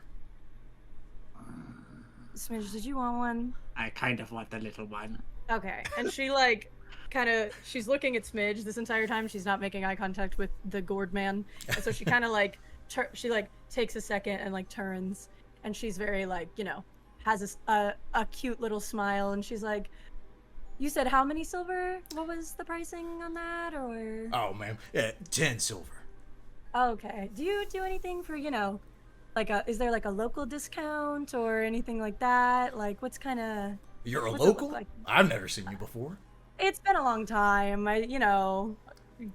Family, grandparents, that kind of thing. Yeah, but yeah, for sure. yeah, no, for sure. But Roll me a persuasion check. fuck. Masha's giant character art on the screen. Yeah. Okay. So with a 16, I think Gordo kind of like eyes you real quick and kind of like finally kind of like takes you in, as opposed to like just having his salesman eyes on. And he kind of pauses for a moment and he's like, you're you wouldn't by chance be a part of a coven now, would you? And Darjeeling, who I did not clarify, is wearing a giant witch hat, is like, oh, you know, we can't really talk about those kinds of things. Like, Sure. It's kind of like but you get it. You know what I mean. Listen, I have a great respect for covens, and but I suppose I could give you maybe shave off a silver, 9 silver. 9 silver? 9 silver. Oh. Well, I think, I'd love to support the local economy, so I think that 1 silver is something that I could part with. And she reaches into her little purse and no, 1 silver. 9 silver. It's Yeah, a I thought you $1 said- discount. Oh, It's never a mind. one Okay. silver coin. He is shaving off the price for a 16 in persuasion. That's fine. I'll pay 9 silver for a Excellent. tiny pumpkin. He will he'll quickly take the silver pieces. So takes you back these. And he says, "Thank you for helping out the local economy, right?" And Of course. he takes this small little pumpkin and he reaches over and hands it to Smidge. Smidge, his arm is huge, just inside the suit itself. No, it's like as wide as my torso, yeah, probably. But not he wider. hands you the little puppet. I go, As you lunge forward to grab it, the very faintest bit of your paw kind of wraps against his knuckle, and there's this small little static shock between the two of you, and immediately you clock each other as warlocks. As you are, there is something there is something and he kind of zeroes in on you, and he kind of his eyes flick back and forth between you and Darjeeling. And you see there's this small little dimple that wasn't there before that kind of shows up in his face, and he's like, "I hope you enjoy your time back at Orpheum Hollow." She kind of she kind of tips the brim of her little hat and then motions to the driver. Excellent. And he will kind of bow and close the door, and the wagon will rattle and continue forward into Orpheum Hollow. And that is where we're going to go ahead and take our break. Yay. For everyone in chat, we're going to be out for about 15 minutes. So please feel free to go get some water, use the restroom, whatever you need. And then when we come back, we were going to have some snacks, and we are actually going to be doing a pseudo Hear Me Now cake as our snack check bit. When we return, so hopefully y'all will enjoy that. It's going to be very funny. I think so. I have some pretty good options. I'm really stoked, honestly. Yeah, I'm very. Go get some gob juice. Yeah, Yes, go get your gob juice. Yes, Go get your healthy couple of gob juice. go juice your gobs. And Go juice your Juicing their gobs right now. Unclench your jaw. Yeah. Juice your Yes, jaw. unclench your jaw. If you're out Clench your job? if you're juicing your gob right now, send us a pic on Twitter. No, please don't, no, please don't. No. If you're out juicing your gob Okay, right now. we are transitioning now. We are moving. And Get tag us us outta in here. the post. We are back. Yay! We are so back. Welcome back, everyone. I hope that y'all had enough time to grab some stuff. We're gonna go. We got time, or time is upon us. So we're gonna go ahead and jump into our snack check bit. If y'all haven't seen this trend on TikTok or Instagram, basically we're gonna take 3 turns with different snacks that we have, and we have these little toothpicks with characters on them. / we'll call them out, and if we don't have the characters, we'll drop them in the Roll20 thing. But so that chat can also see them. Yeah, so each of these things are characters. Yes, that thank you. You would say, "Hear me out. I want to have They are a attractive. good conversation with Yeah, them yeah. and hold their hand." I want to Yeah, shake yeah. their hand. I want to give them a little smooch. I wanna- You yeah, I want wanna to snuggle with them smile under at the them from stars. a We distance. can Yeah. say they're kissable. You So- want to stalk them in the Yeah, library. they're kissable. There's a lot of definitions for "hear me out," but yes, essentially what you're thinking, that's what it is. I'll go ahead and start just to set the tone. My first "hear me out" is from the 1970s Robin Hood movie, and it is Lady Cluck. No way. Yeah. We love Fuck thick yeah. women. That's Support thick awesome. women. That's so real. Mine is Goombella from Paper Mario: The Thousand Year Door. I'm not gonna pull up that art, but sorry, I was on Google. Obviously, someone agrees. The kids at Goombella. home, look up Goombella right now. I don't get why people keep giving her like arms and legs and like don't like she's not. Because that's I know easy, why. that's easier for the common man. Yeah. For cowards. Yeah, for fools. I don't own a printer, but I do own a lot of Magic cards. Okay. And as a result, I own a lot of Magic tokens. And so I filtered through my tokens, and I was like, all right, out of my many tokens, hear me out. First on the list is What is that? Zombie Rogue. Yes. I apologize for the glare. Oh. But hear me out. Ooh. He's got many arms, many Okay. hands. Yeah. Appealing. He's got washboard 6-pack abs, and zombies don't get tired. And There you I'm go. pro Stamina. Sasha, and I'm putting him in my Sprite Can of because Sprite? again, That's so I didn't sick. want to. I love I was that. gonna put it in my dinner, but my dinner is chicken and rice, and it felt weird. I don't know. All right. I also my printer. I do have a printer. It was not working, so I did shitty little doodles of them. But you might want to look them up anyway because Yeah. they're shitty little doodles. My first hear me out is Lady Cassandra O'Brien from Doctor Who. Oh my god! That lady. Moisturize skin lady. Crazy. You're human. That's Yeah. true. Oh my god. So I felt like it was a technicality because she is technically like human, but she But you're looks like a specifically flap of saying skin. when she have a kid, Yes. not her human form that we see in Correct. whatever Wow. I'm saying the flap of skin form. season 2, episode 1, New Earth. whatever. Incredible. That's a lot. So if you scroll Crazy. down a little bit, you'll find a version of this where it's a dress you can buy on Etsy. No. Bodycon cosplay dress. Yes. Oh, nice. Yes. Heinous. That's terrible. I Speak hate your that. truth. Oh, there it is. The veins. That's awful. That's worst thing. crazy. I think it would be different and terrible without veins. I think this is bad. That's hard. This is Hard. hard to That's beat. hard to beat. Yeah. That is- Everyone I mean, said I that wasn't Morgan was gonna expecting- have the most deranged. That's what I'm choices. saying. Yep. Sit Yeah, the I no. wasn't fuck down. expecting Cassandra. Yeah. Like I respect that so hard, Mars. Actually, that's not a bad choice. I just am like, I don't know if I got better than that. So Yeah. my probably my first one I chose is Elish Norn, Grand Cenobite from Magic the Gathering. She was on my list. I almost chose her.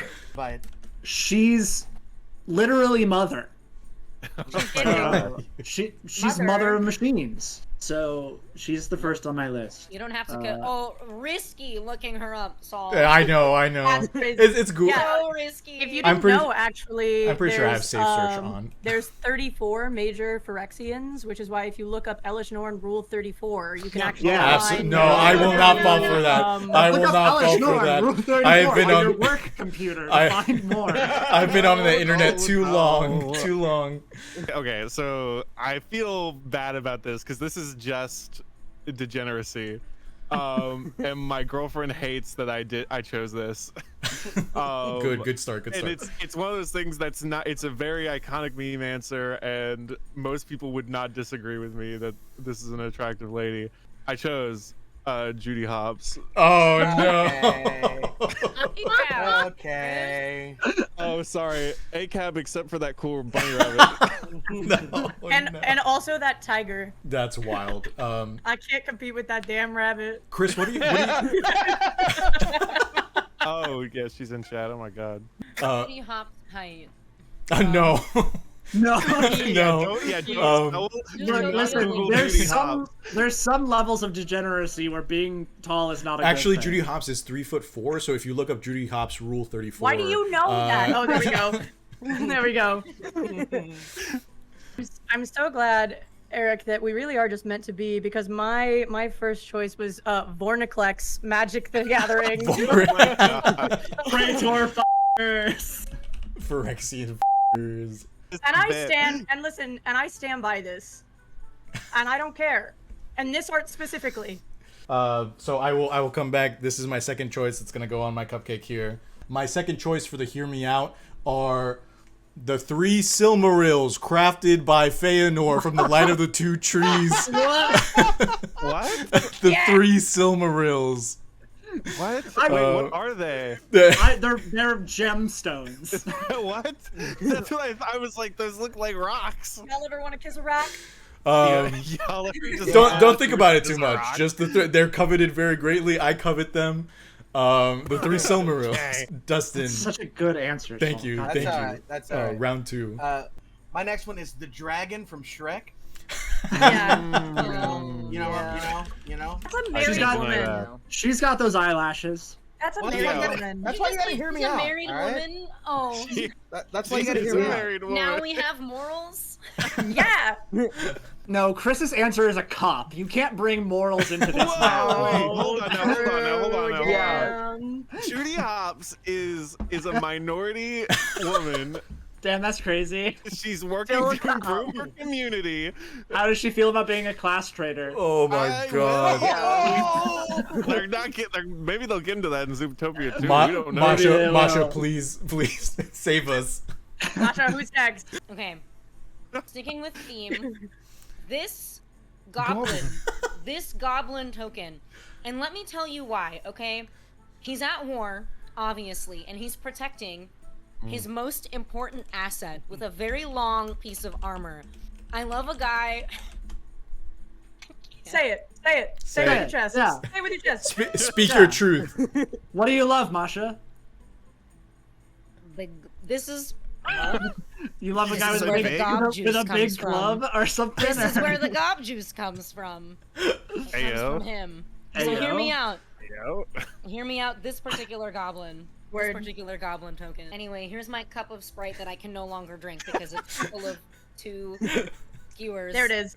Mars, you're next.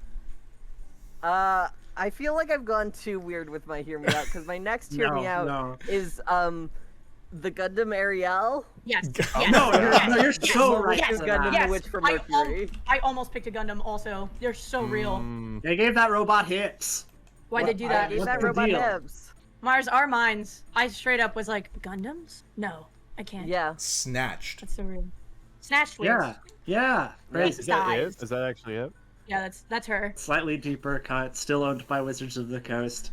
The Lady of Pain from Planescape Torment. God damn She it. is the not god ruler of Sigil, and you can't talk to her without lacerations opening on your body. No one knows where Oh. she comes from. She's powerful enough to keep the gods out. She's cool. She's mysterious. Need me a She wears freak a- like that. She wears a mask. We love her. She is cool. I've googled her. If you try worshipping her, she'll kill you, Oh. which is interesting. I love her. Ma- She's really Master of Portals. cool. Yeah, Master of Portals, Master of Gates. That's dope, actually. Okay, my next one, I think is one we can all. Who I think she has a special place in all of our hearts. Mrs. Buttersworth. Oh. Okay. Yeah. Wow. She is. Oh my god. I love Wow. someone who'll take care of me and those warm, syrupy. Whoa, whoa, whoa! Take me into your syrupy embrace, Mrs. Buttersworth. Holy cow! Real. Anyway. No Oh. way. I don't know if y'all have seen this, but mine is the monster from the movie The Ritual. Well, I haven't seen the ritual. The yet. fucking what's it Go ahead called? and pull that up, Saul. Let's all look at that together. Wait, is it also many Yeah, limbs again? baby. Yeah, all right. That's real. He's got the body of a deer, and yeah, then okay. he's got the lower torso arm thing messed up. of a human, and then he's got like antlers. the hand antlers. There's yeah. a part, yeah. There's a part in the movie where, yeah, this is Old God Santa. That's right. There's a part in the movie where he like fucking reaches out at you, and I remember being like, huh. Huh. Who's looking anything at me? Huh. Interesting. So I have, for my third choice, the twin sphinxes from Neverending Story. That's that so good. that unless you are pure of heart will kill you if you pass Oh my through God, the we'll Sphinx just gate. absolutely blast you to That's death. crazy. I love you, Twin That's Sphinxes. so good. Wow. I'm gonna put that up so that the camera can pick it up. They do be having big honkies though. I mean, Oh my god. Sure do. that's non-negotiable. I do. My last one is GLaDOS. Oh, that's Yeah. real. That's Understandable. so real. Listen, she knows what she likes. She's got hobbies. She'll lock me in a cell. Like, I'm just saying. Yeah. She does she's got all unethical three. science experiments. She's got Yeah. unethical Yeah. science experiments. Women I can't have love- hobbies anymore, I guess. Her, I don't know. her voice is great. I That is support true. women's rights and their wrongs, Yeah, and and I she's got a love lot of wrongs. Plus, I love a she got that cake. great joke. 10 Yeah. out of 10. That is a Thank great you. joke, genuinely. Thank She you. also, I love a woman who's mean to me. Yep, Perfect. 100%. Yep. My third one, once again, magic token. I was looking through all of mine, all the sexy for Xy's, all the other gobos, and I was just like, damn, nobody quite gets me like the food token No. from Isles of Eldraine. No. Holy No. cow. It's got. Now hear me out. Now hear No, me that's out. so I'm listening. good. No, hear I'm me listening. out. God. Okay, squishy. Okay, probably warm. Of an unknown size, whatever size you want it to be. Okay. What? It's got a mouth. I can't talk. Mhm. I have syrup on mine. Has an Chris, orifice. you literally have syrup Yeah, on yours. I did, yeah. I was like, ew, that's gross. And I was like, now wait a second. I Yeah, you're can't not talk. allowed. Thank you, Gaboleps, magic artist, Mm, for Gobbo? my trifecta hell yeah. of magic token hear me outs. Wow. That's awesome. Incredible. We support magic artists here. We support Yeah, magic so artists here, yes, exactly. Because I feel like this one isn't that weird, but it's the xenomorph from Alien. Oh, And okay. Yeah. Oh, Yeah. No. I Yes. almost put Xenomorph Same. on my list. Same. I Yes. almost Listen, why put wouldn't you? Xenomorph on my Xenomorph's list. so good. She's Yeah. mom. Xenomorph queen was- specifically. She's my queen. Yep. I love a There woman with a was a- large head crest. I love. Listen. She Yeah. also has hips. Also, Yep. has Yeah. hips. Also has Great hips. hips. Two mouths. And you know she. Two Yeah. You know, mouths. you And you know know she's she's gonna much be kissed. kissing. You know she's Yeah. freaky with it too. Two Like, mouths. Two you know, Oh mouths. my god. That's a good one. That's Two a good mouths, one. no lips. Goo. no lips, Worth noting, no lips. Big on Constant- goo. constantly drooling. Like, Yeah, you're Yeah, so. yeah. Also Yeah. true. People. and there's Uh, actually 34 species of xenomorph if you didn't know. That's why Yeah. if you look up Rule 34 is. Yeah. or My final one is again the deepest cut I have. I feel like it's also like not that adventurous, but my choice is Rudaka from 2005's Bionicle: The Web of Bionicles. Shadows. Oh. Oh my god. Oh my she's goodness. she's the queen of the Visorak Horde. She commands an Oh. army of spiders that have mutagenic venom. She's evil. She serves basically the devil. She's like a 20-foot tall robot woman. That's all you have to say. Why I didn't you knew- lead with that? I knew your ass was gonna have a fucking Biomechanical. bionicle on this list. Yeah. I knew your ass was gonna have a bionicle. Anyway, that's what she looks like as an action figure. Why'd they give her Um, boobs? She has boobs. Yeah, because she's hot. She has a shitty husband who does nothing and then dies. It's great. Oh, spoilers.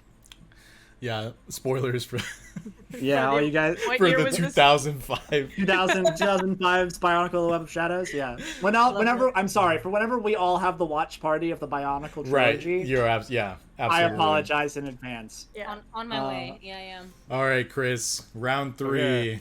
Wow us or scare us.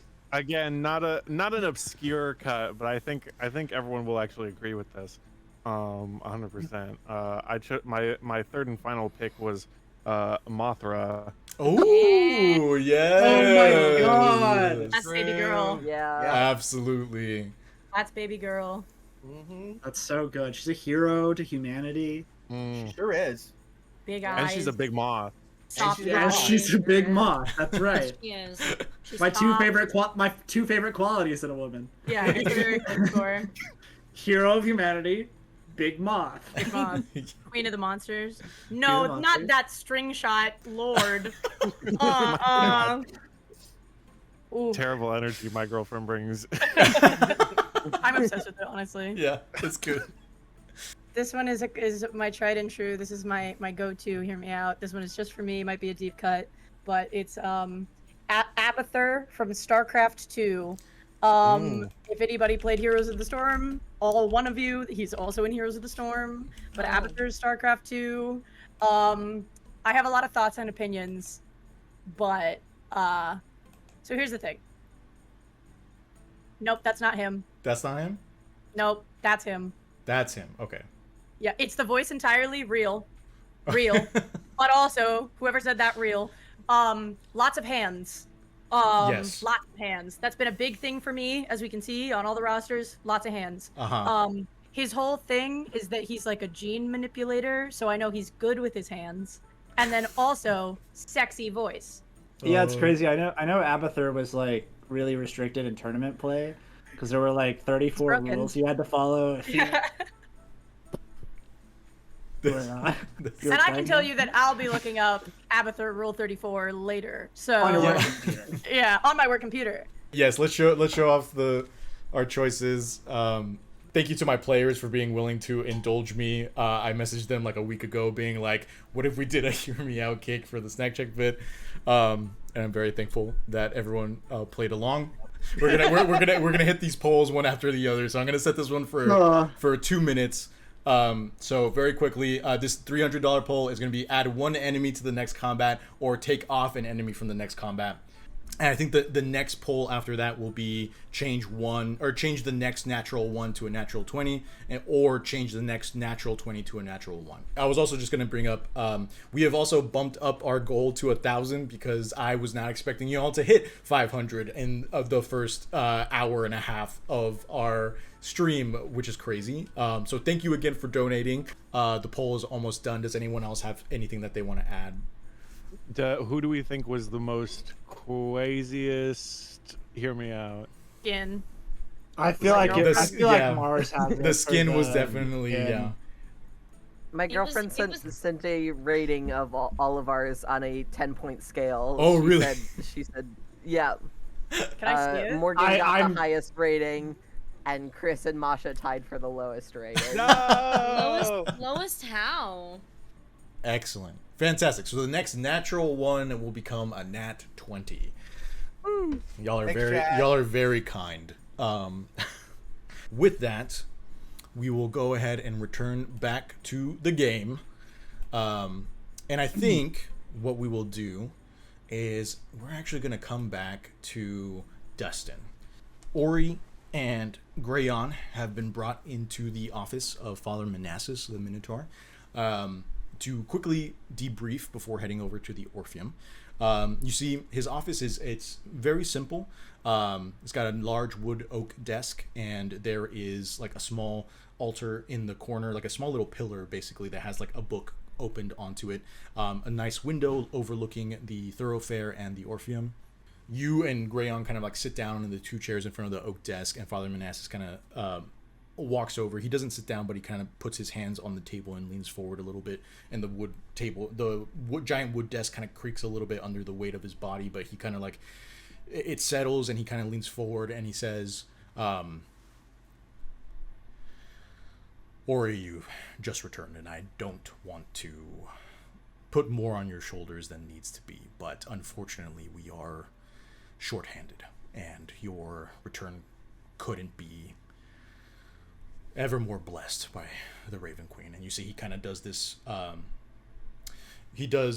instead of the prayer symbol that we know from Christianity, instead he goes wing caress, and so wing caress, and he does the symbol of the Raven Queen, and he reaches down and opens one of the desk drawers and pulls out a small shoe. It's the size of a child's shoe. And he sets it down very carefully on the table, and he says, over the past few months, we have people going missing. Now you know, as well as I, that the blessed Saint Basil watches over Orpheum Hollow and makes sure that most danger and violence does not occur here. However, we have had multiple reports of people crossing the bridge and going into the Silent Woods.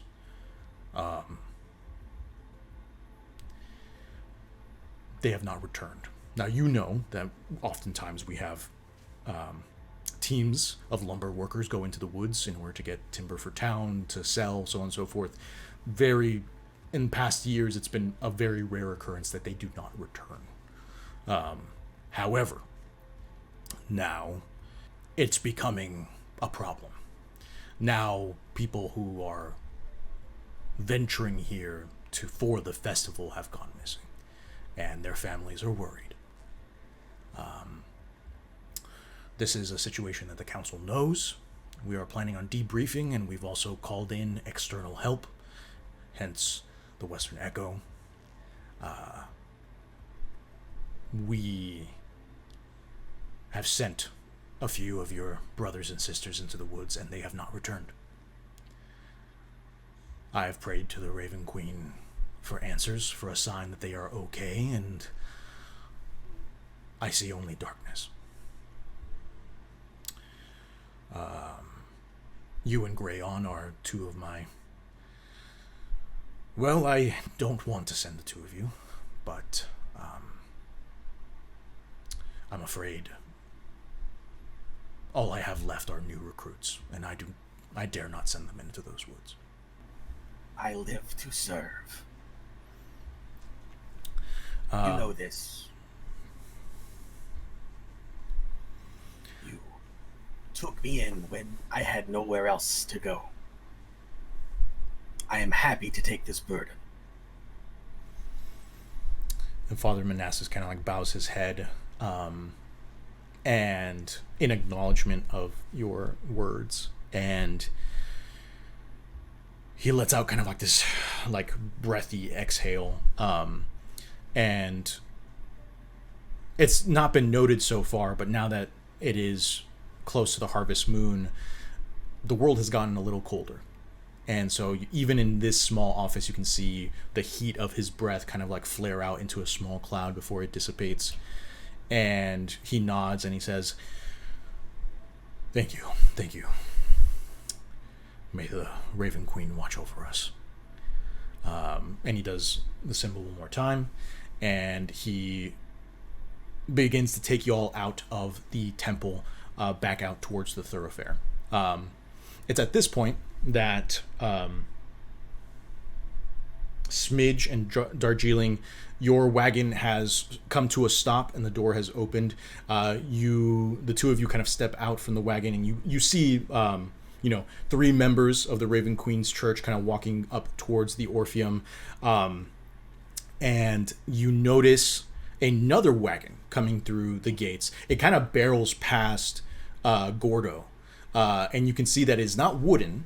It is completely metal, and the windows are covered in like iron clamps that have these strange symbols etched into them. And driving the carriage, there are two figures. They're both kind of like scraggly looking, skinny men. They look very like haggard, like they've been riding for hours, right? You see the carriage itself is longer than most, and it comes to a stop, and you see the two guys kind of like scramble off quickly and open up the door. Out of this wagon, you see a figure kind of like bend over backwards and do kind of like a contorted twist as you watch this strange, like this lengthy, skinny, tall figure kind of like bend out of the carriage. They're wearing kind of like a black skin suit that is very tight, and like their body's like just unnaturally skinny. Like you could see a rib cage, right? And like but their like torso's kind of like elongated, and their arms are just like a little too long. But they're wearing the bodysuit, and they have kind of like arm wraps that go up to their fingers, which are kind of like scored with like, it almost looks like ash. So it's like black bodysuit, white wraps, black fingertips. The bodysuit goes down all the way down to their legs, and they have kind of like these very faint like silver chains wrapping down their legs, all the way down to connecting to their toes, and they twist out, and you see them kind of like twist. Their neck is also like a little too long, and they kind of like every step that they make, it looks like they're just kind of like moving and contorting in a strange way. They make no noise as they turn, and you see that their face is not painted, but just like naturally a ghostly white with like very intricate kind of like paint marks, black paint that's kind of like painted onto their face with a painted black lips. There's a moment where like as he's twisting, this figure kind of like gets down on all fours, and he looks just kind of like a weird stick bug for a moment before he uses his hands to push himself up, and he's just kind of like standing almost like swaying in the wind, and is like, I would say 9 feet tall at full height, just kind of like swaying and kind of like he looks like a simple like if you were to touch him, he's so frail he would break, but he's just kind of like swinging in the wind like that. And following him are 2 cloaked figures from the wagon. They're wearing long black shrouds that reach down to their feet, and where their faces would be are these white porcelain masks that have, one of them has red lips and the other one has black lips. And they have no eyes, but a nose, so it's like a porcelain mask, but there is nothing where the eyes would be. And there's just kind of like a slight indent where the nose is, and then just the lips. One of them is black and one of them is red. And they just kind of like, they silently kind of like slide out of the wagon, and they, without acknowledging anybody. And also, I'll say, Ori, you see this as well. They kind of like both turn in the same direction and begin to slowly make their way towards the manor house. And the twisted figure, kind of like begins to kind of like, again, it doesn't look like it can stand on its own 2 feet for very long. So it just kind of begins to contort and walk behind them in this kind of like knotted pattern.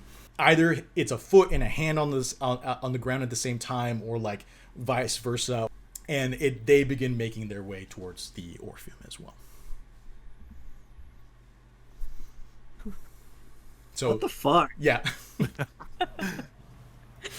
So Smidge and Darjeeling, the 2 of you see this. I think every hair on my body is sort of, I puff up like. Yeah, I think. Do I know what this? Do we know what this is? You can make a perception check if you want. I don't. Sure. I don't know. We're like in the town now. Yes. You're in the main town now. Okay, I'll make a perception check. My lady, is this our destination? This is our destination. Probably bad. Nope. Okay. I'll say with a 16, you notice that the hooded figures are not leaving any footprints in the mud. Return the slab. I know. Yeah. Go ahead. No. Okay. I do not like them. Yeah, I'm gonna be real. I don't like them either. Smidge, I think we should go the opposite direction. Actually, Yes. Yes. So, why is this always my lady? Oh yeah, thanks, Smidge. So I guess I think for her, Saul, how close are places to where I am right now? I'm going to assume by places. Yeah. Yeah. So yeah, I would say where the where it's about like a 5-minute walk the other way. To get across like Orpheum Hollow takes like maybe half an hour by foot, but that's only because there's just at the moment so many tents and people that you kind of have to like walk around and get through in order to do so. On a normal non-tourist basis, like it really isn't, it's not that big of a town. But in order to get to where you're going, I would say it's not. I would say like about 5 minutes. So it's not that far away or anything like that. Okay. I mean, I think that they just dropped us off like right in front of the Orpheum, basically. It's the main thoroughfare, so it's like there's a clear shot to the Orpheum, but the Orpheum itself sits on the side of town, the side of the thoroughfare where the campers do not reside. So there is essentially where you're going is kind of like tangentially. If you look over here in the map, it's like it's this area over here with the Oh, I see. where the buildings are and things of that nature. And so I would say, it's gonna take you like 5 minutes to kind of get through people. And like the festivities and so on and so forth, but for the most part, you take one look and one glance, and I will say, you look behind you, and the main thoroughfare leads straight up to that stone bridge, right? And standing in front of the stone bridge, you see the figure of Saint Basil, Saint Basil Orpheum, one of the co-founders of Orpheum Hollow, and the main. The founding father of the Orpheum itself. It was his manor house. The family that lives there now is his family. But he is standing with kind of like a sword in hand pointed towards the silent forest, and you can see he's bald, but he has kind of like these mutton chops that come down. And he has kind of like a breastplate that has like the emblem of the Raven Queen on it, and he's pointing towards toward the silent forest as kind of like a guardian statue kind of vibe. It's something that have been here know that this statue has been here for a very long time. Mm-hmm. Okay. I mean, I think that Darjeeling would maybe like look around, and you said it's like pretty busy. There's like a lot of people, I assume, in this little thoroughfare. I think she would maybe turn to Smidge and she'd be like, so, the town's a little different than I remember. There's a couple more buildings, but I'm pretty sure we need to head just a couple minutes this way. But I am, 9 silvers lighter after our little purchase earlier. So what do you, I think we could, slide through this crowd and see who there is to bump into. Good idea, my lady. I will search for unattentive eyes and open pockets. Excellent. Okay, go ahead. So I'm assuming that y'all are just gonna kind of like walk through this crowd, and if something falls into your hand, it falls into your hand. Yeah, if something falls into my hand, Right. it will fall into my hand. I think Darjeeling would kind of be like, like how she did when Gord appeared. I think that she would like turn to Smidge and turn it on, like turn on the character, and she would walk through and kind of on purpose be bumping into people and being like, oh my gosh, excuse me, oh my goodness, I'm so sorry, I'm just, I've had to, I love that. The gob juice is flowing and I'm sorry. And so she's like purposefully bumping into people to kind of make a little distraction and pull attention. That's wild. The help action, it could be said. What I'm gonna say is, first I would like a performance check from Darjeeling, and then also we're at $625. Milestones. Has anyone come up with any good ideas for the $500? Thank you. Yes, thank you so much. For disease control. Yes, holy cow. And twin sphinxes for soul. Wow, that's crazy. Thank you. Oh my god. Thank you all thank you so much for your donations, really and truly. Wow, that's crazy. Words. Yes. Okay. So, a performance check from Darjeeling. Depending on what you roll, that will give advantage to Smidge on his sleight of hand check. Okay. Let's see.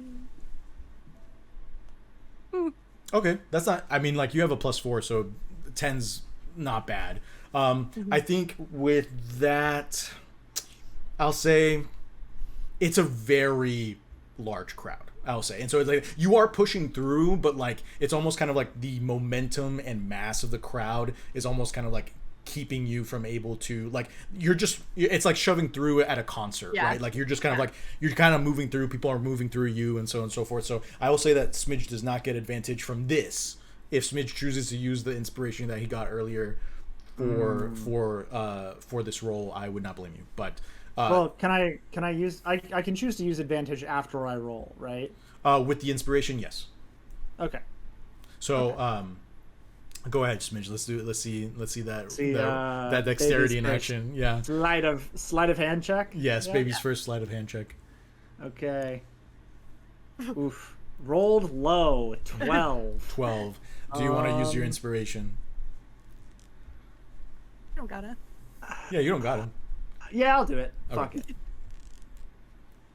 Yeah, that's what I'm talking about. That's Let's what go. I'm talking about. Okay. My boy. Let's see here. Excellent. So,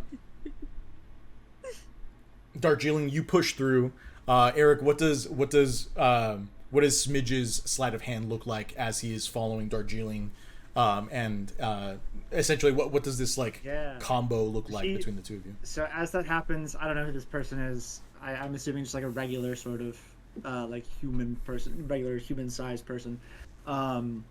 This is as you're going through, as you're going through. Yeah. Is it like multiple people or just one? It's multiple people. This is a sleight of hand check for as you are moving through the crowd, how much you're going to collect from He's everyone. very much like I think part of like Smidge's stealth is that he's just so easy to overlook. And so like, you know, little diminutive scrawny black cat weaving between people's legs, just very quickly, like it doesn't even have to like be something that matters. It's just like, oh, this thing is hanging out of this person's pocket, I will grab it and put it in my pack. Sure. Anything of remote value, like that I see if someone's distracted and something's sitting on like a table or a barrel, I just grab it and immediately duck, sort of arched back up on my haunches.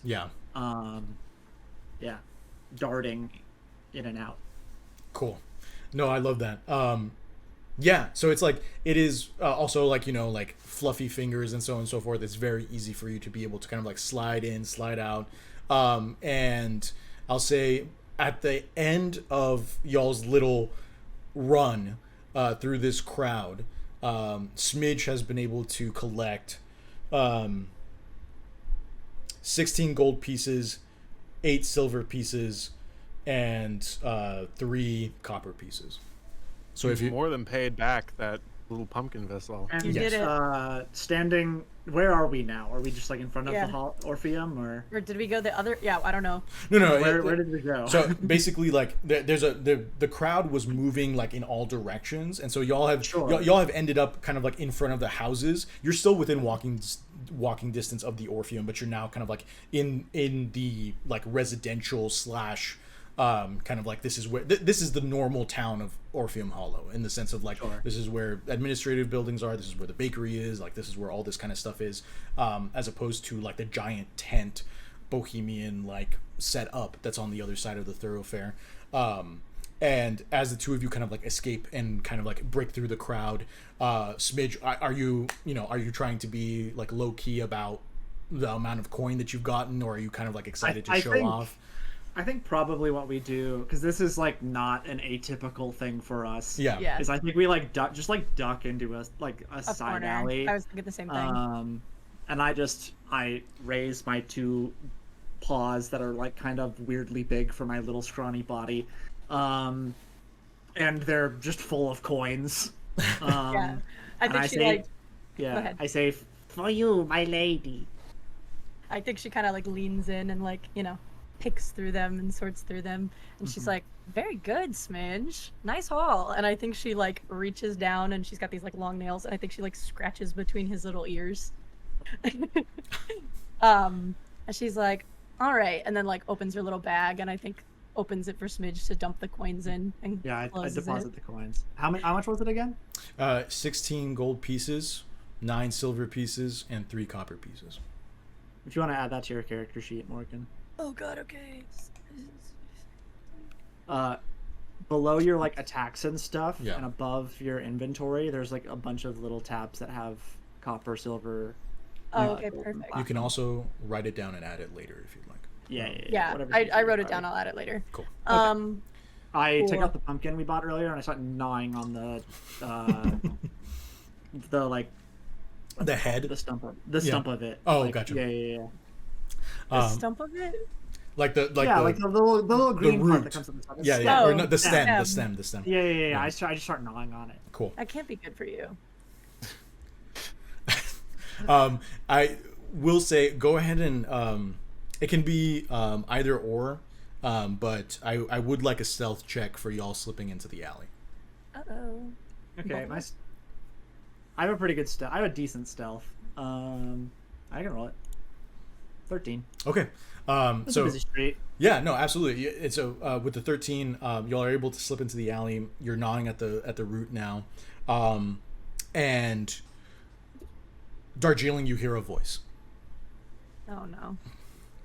And it comes from kind of like the darkness of the alley itself, and it just says, wow, look who came back to town. And coming out of the alley, you see a halfling who is kind of like, she's got twin pigtails that kind of come down to either side, but otherwise she's wearing kind of like dark robes that wrap around her body, and she has kind of like a huge like belt around her waist that has different component pouches on it, and on her fingers she has like rings that connect via chains on her fingers. And she steps out, and you know this as Lily. She is one of the coven members of your old coven here in Orpheum Hollow. And she looks up at you and she says, wow, how long has it been? I am, as soon as I see someone else enter the alley and address my dark master, I am posed, and I have the pumpkin in my hand, and I'm like ready to throw it in an attacking way. Just I'm stanced. Okay. So sorry, continue. Okay, perfect. I think that Darjeeling kind of like takes a step and like puts her hand on the pumpkin and pushes it down a little bit, but it's at like hip height for her probably, right? And I If think she even. like, if even, I think she just like pushes it down a little bit, and she's like, she knows who she thinks this might be, but it's been a long time, and so I think she's like, sorry, have we met before? Make your intentions clear, stranger. She kind of smirks at your like very dismissive tone, and she holds up a hand, and you watch the chains on her rings kind of like begin to bleed a like almost like green, like a sickly green color, and it colors the rest of her hand green, and she kind of like slightly motions over to Smidge. And she says, if you don't control your pussy, I will. Well, don't. If I had a nickel. Wow, she was watching the snack check, huh? We have a rule about profanity. I think that, I mean, yeah, you can't talk about my boy like that. I think that Darjeeling like dances up a little bit and like with a wave of her hands conjures a very large long spear, and like clutches it in her hands behind her, and she says like, you need to control yourself before any conversations continue. And she steps forward and she says, how dare you conjure our artifact after you ran away with it? Last time I checked, running away with it makes it my artifact. She's got a point. Thank you, Smidge. You don't get a What? say. Ownership is 9/10 of the law. That's you know. And you see she kind of like she does the classic Vegeta like like tisk and like wipes and she flings her hand and the magic dissipates and she says, "Whatever. I have business to do for the Mother Superior. Since you left, we all have to take a little bit of her responsibilities now. Oh wait, I guess you don't know. So, if you'll excuse me, I have business at the Orpheum." Business of sulking around in alleys, trying and failing at talking shit. Maybe if you hadn't left, maybe Mother Superior would be awake right now. And she kind of like pauses, and she's like, "What are you awake?" She's been in an unwakeable sleep for months now. We haven't been able to find out why. So I have to go and be her proxy at the council meeting. If you were around, you'd know. But I guess you're off making a name for yourself with this wet rag. But some of us have responsibilities. Talk about my rag again. Talk about him again.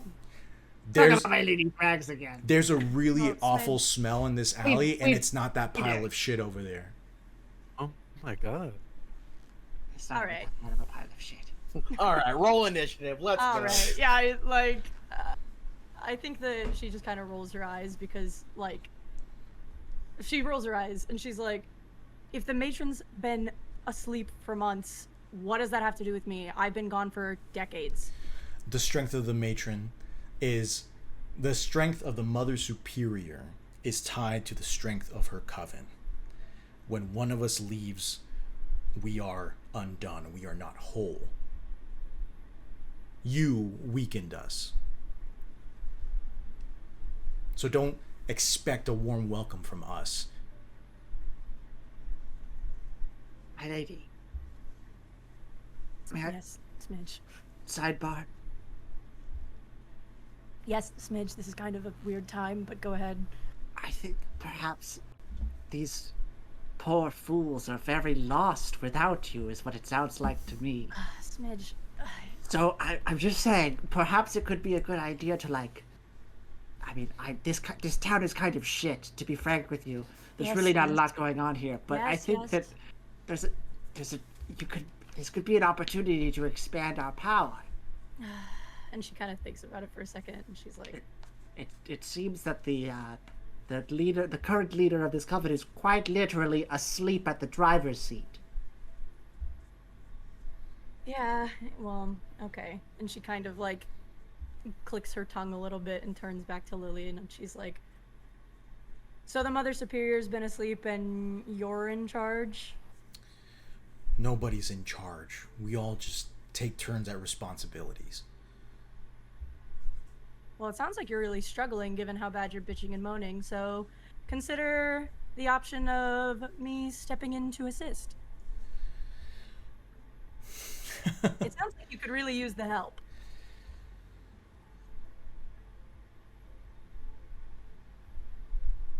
I'm positive at this point in time you would just make things worse.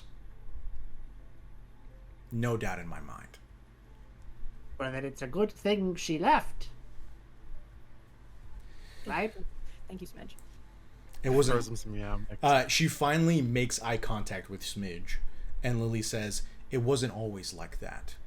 She was our sister. She was a part of us, and stronger together." But I guess waves a hand dismissively, and she's like, "That was a long time ago." Yes, you're right. It was. And then she walks through the two of you and begins walking towards the Orpheum. Perhaps we could help? For a price? Oh my god. She turns back, or she looks over to her shoulder as she's walking away, and she says, "Enjoy the Harvest Moon Festival." Interesting. I mean, I don't really want to follow her, so I think that Darjeeling's just gonna kind of turn to Smidge and be like, Listen, I hear what you're saying, but this is kind of a backwater town for us to be in charge of anyways. I could tell. But I was surprised that such a small, decrepit, muddy place is where you are originally from. This is a very funny thing coming from Smidge, who is a small, decrepit, Yes. muddy thing. No, yeah. Well, okay, but like his point of view is like, he's a small, decrepit, shitty little thing, but he's from a city. Yeah, sure. Like at the very he's shitty, but he's like New York shitty. Yeah, He's for better than the middle of and fucking now we're in nowhere like shitty. now we're in like fucking the boonies of Yeah. West Texas. Oh, okay. All right. Okay. I mean, you're not wrong. But the problem is there's no trees in West Texas. It's not muddy in West Texas because it doesn't rain. Sorry. Anyway. Oh my gosh. So, What is the plan? Well, initially the plan was just to, not get in any more trouble and lay low for a while till we go back. But now, maybe there's something to be said about usurping some power where we can grab it. I know that the Coven had a lot of interesting things back in the day. I left a long time ago, but maybe we should go. And like an idea flares up in her eyes, and she's like, so there's a council meeting today. Maybe we just need to get there first. Clever as always, my lady. And she's like, okay, great. And kind of like grins in excitement, and then kind of tugs on Smidge a little, and then they start taking off back towards the Orpheum. okay. Should we use you? Should we? Oh my God! Ride, Yes, ride yes. the auto ride? Yes, I suppose we couldn't we? And she kind of like laughs because Smidge likes it, and I think that she will kick the bottom of her spear, and it like kind of does a little flip around her hands, and then rights itself horizontally, and then she like grabs Smidge under his little armpits and sets him down on this floating. He's very spear. eager to get on top of it. This floating spear, and then she jumps on top of it, and I think they will fly a little, not super high, but like about 1-story building high in the air, and start flying towards the Orpheum. Okay. So yeah, with your flying speed, you're able to make you're able to make a straighter line to the Orpheum than Lily is on the ground. So you definitely get there before her. Are you attempting to go through the front door, or are you trying to like land on like one of the balconies, or like what's the plan here? I don't suppose I've been in this building before. Here's what I'll say. I think you would have gone in, maybe visited the specific faculty room that the Mother Superior was a part of, because she was a faculty member there. But maybe not really gotten like a huge lay of the land. So atrium and like that one office in the far corner. Okay. Then I think that what she'll probably do is I think they'd probably just go to like the front door probably. Okay. I don't think they would try to like jump in a room they don't know. Sure. No, I was just wondering because you have a thief that has a lock picking set and stuff. So, so the two of you land at the doors. As you step inside, again, you see the marbled floor kind of like going forward. Lots of individuals have now crowded inside and are staring at all these kind of like magical spectacles. You see that when you step inside, there are the two staircases leading up to either side. There's a like a second floor balcony wrapping around where the faculty rooms are and things. You see off to the left hand side there is a small table where a young woman is reading people's tarot and kind of like is quickly addressing like or quickly gaining a line of people almost kind of stretching to the door of individuals lining up to get their fortunes read. And the go ahead and make me, both of you, go ahead and make me a perception check. Dustin, you as well, because you've come up. You're kind of like in the foyer as well. Okay. Modified 20. Oh my God, Smidge. Nice. I got a 10. I had a 9. 9. Okay, yeah. What do I see? So I'll say, Morgan. Yeah, you and Dustin, Ori, you were kind of like as y'all went through the doors. Father Manassas asked you and Grayon to just kind of like spread out over the room, just keep an eye, make sure that things don't get kind of crazy. As he went upstairs in order to get to the council chambers. Or realistically, the council's meeting in Lady Ophelia's office. So he just kind of like went upstairs in order to do that. So as you're kind of walking around, you're kind of honestly distracted by all these like different like overstimulating events that are happening within the museum itself. So you're not able to clock this. Same thing, Morgan, when you step inside.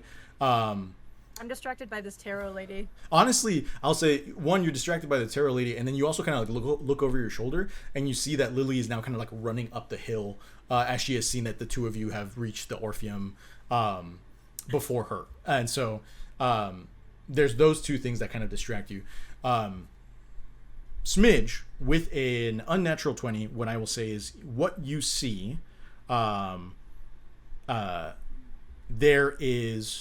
you see the donation box that is sitting at the front of the Orpheum. It's like this huge chest that it's very ornately kind of gilded in general, and the lock in the front is very ornate.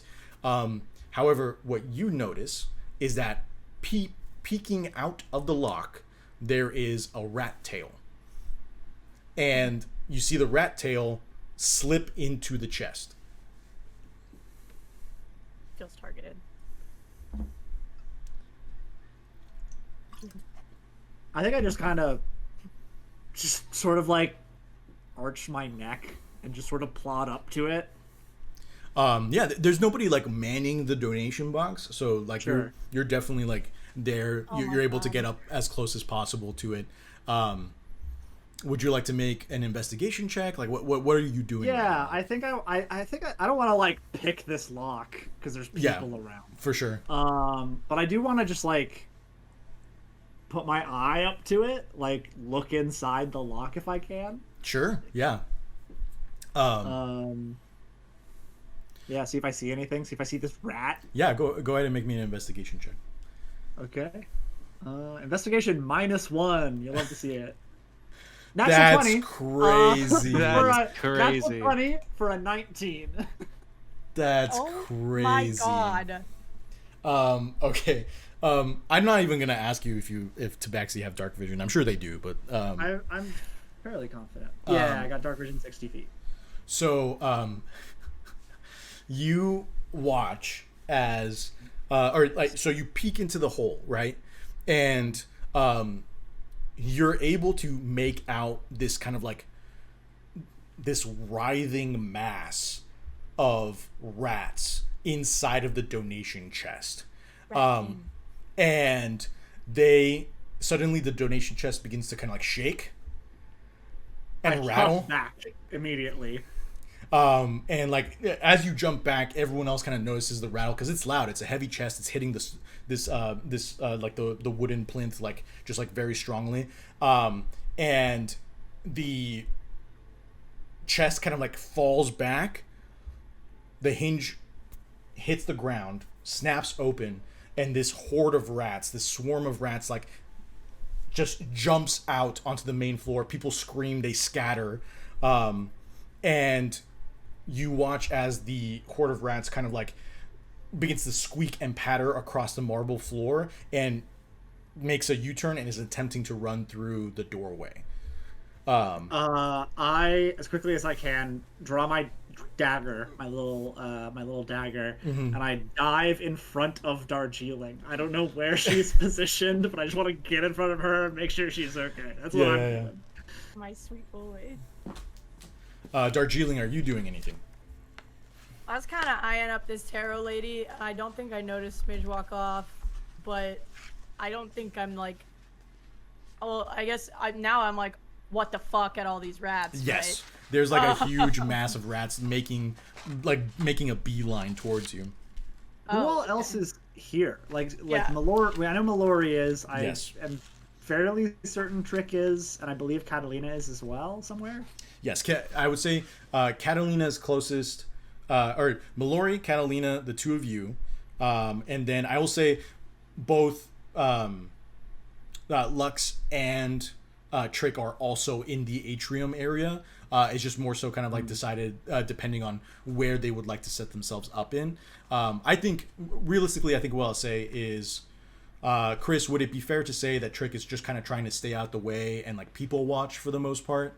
Yeah, he like went somewhere like high and just sort of is like hiding in between like bookshelves or something. Like he's sort of just like walking in circles around the same like 2 aisles of books. Yeah, I'd say the best vantage point is definitely like the second floor. So we can say that Trick is up on the second floor, maybe kind of like looking down and watching people. And then for Lux, I'll say the troop has also kind of had their own little area cordoned off, similar to Catalina's kind of space. In order for you all to kind of like set down mats for the gymnasts and things of that nature, and like kind of begin setting up for your show. My question now is my question for Trick would definitely see the horde of rats, right? Lux, what are you doing at this time, leading up to the swarm of rats? Because you've been inside for a while now.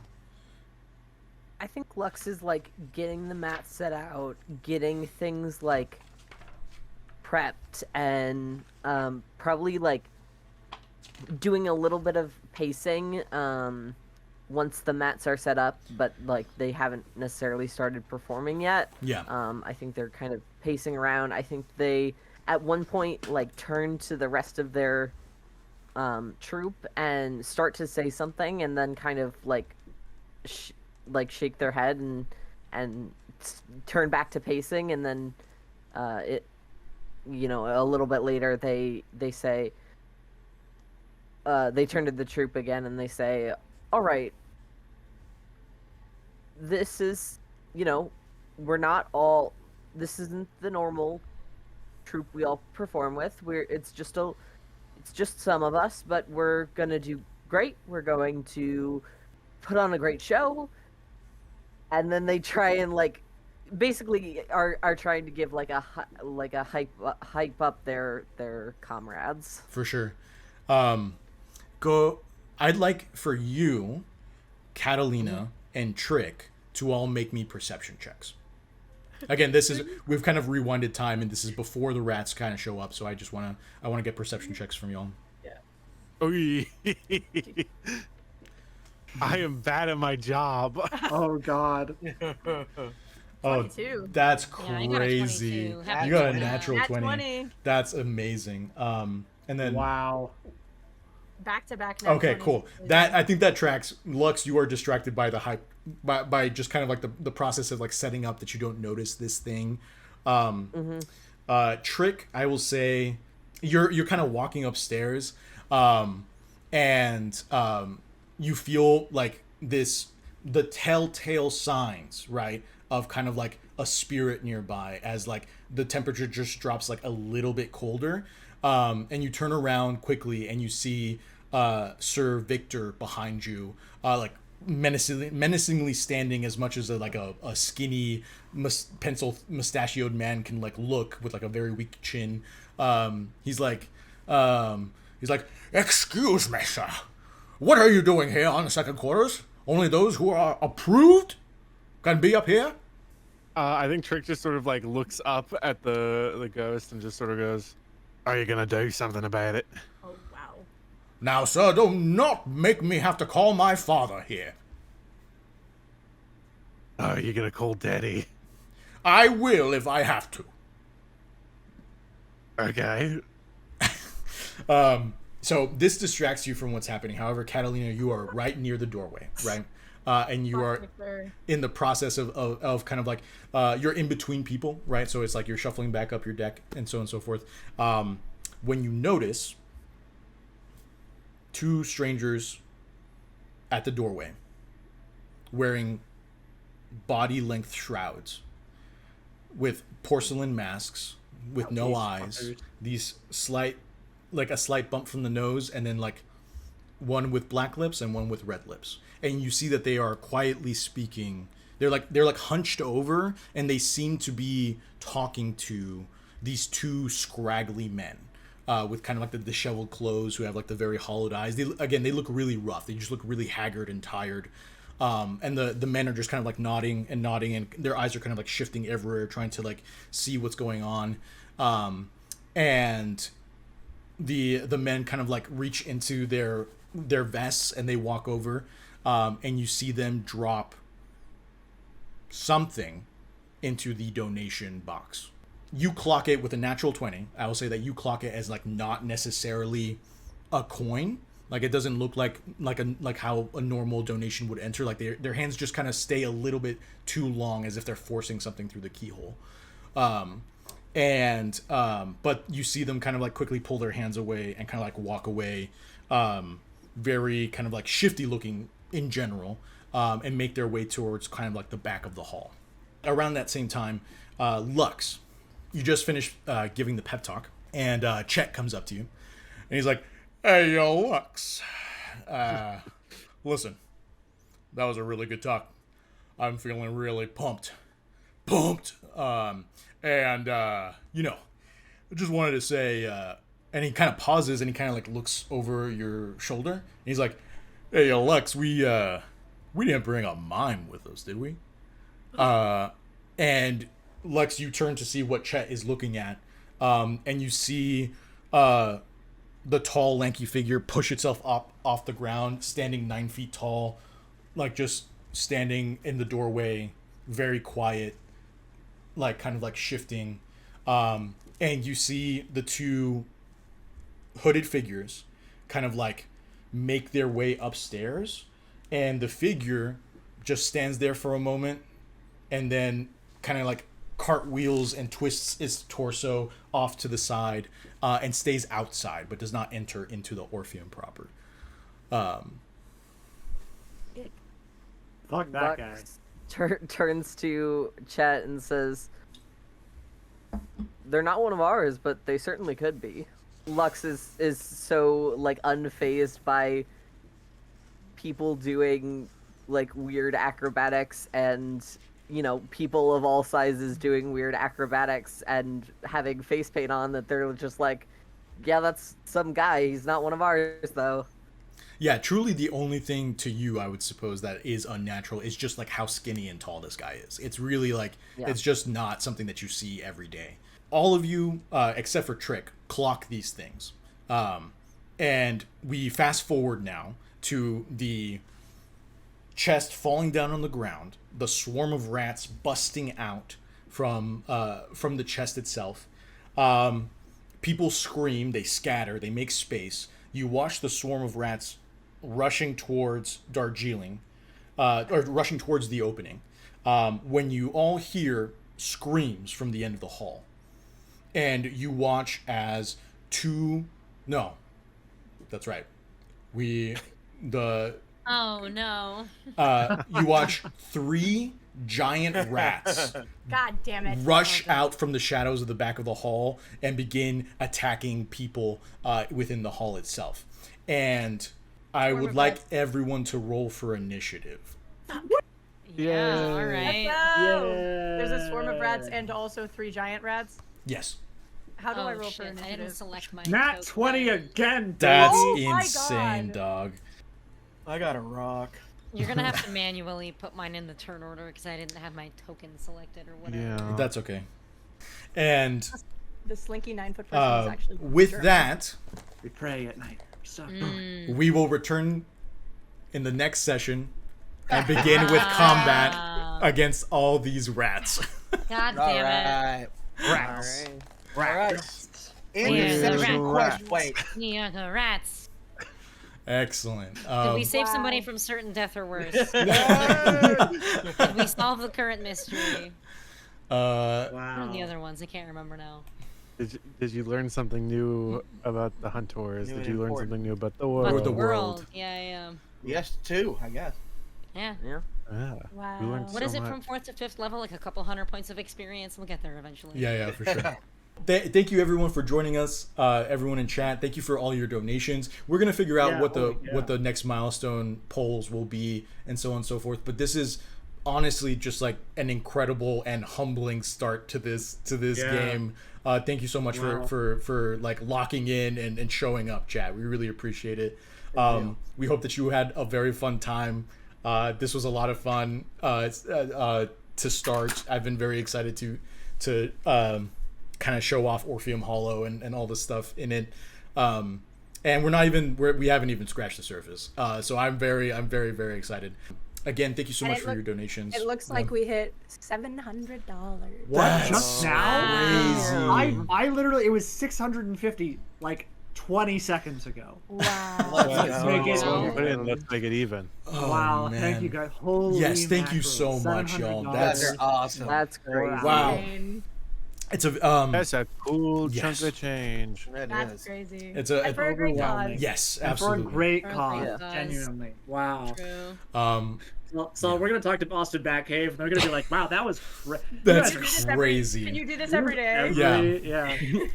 Yes, thank you so much. It's a very humbling thing, and very happy that we can like come back from a hiatus and do this and like have it knocked out of the park, like the first goal, just like straight out the get-go. Yeah, it Y'all feels are really good. yes, y'all are amazing. Yeah. Thank you so much. It's truly, like I said, a humbling thing and a very heartwarming thing. Very thankful for y'all, very much so. If you haven't already, please follow us on social media on Twitter and Instagram, Turntables RPG. We have yet to decide when the next session date will be, but when we do, that's where you will find out. Or if you are already following Austin Batcave on their social media, at Austin Batcave on Twitter and Instagram, they will also we'll send our graphic to them, and so you'll see it there as well. And we'll make sure to send us what you think's in gob juice. Send us your recipe for gob. And if you're juicing your gob, add us on Twitter. Yeah. juice in it. Also, I would actually like to see chats hear me outs in the Discord. Oh, Yeah, sure. true. Yeah. Thank you all so much for joining us tonight. It is an auspicious return, and we're very happy to be here. And we're very thankful for y'all and all of your donations. So we hope that you have a good night. Please be kind to yourselves. Unclench your jaw. Drink some water. Stretch your legs. And we will see you next time. All right. And baby, juice that gob. I don't know. All right, we're gonna transition out now. Slogan of the show.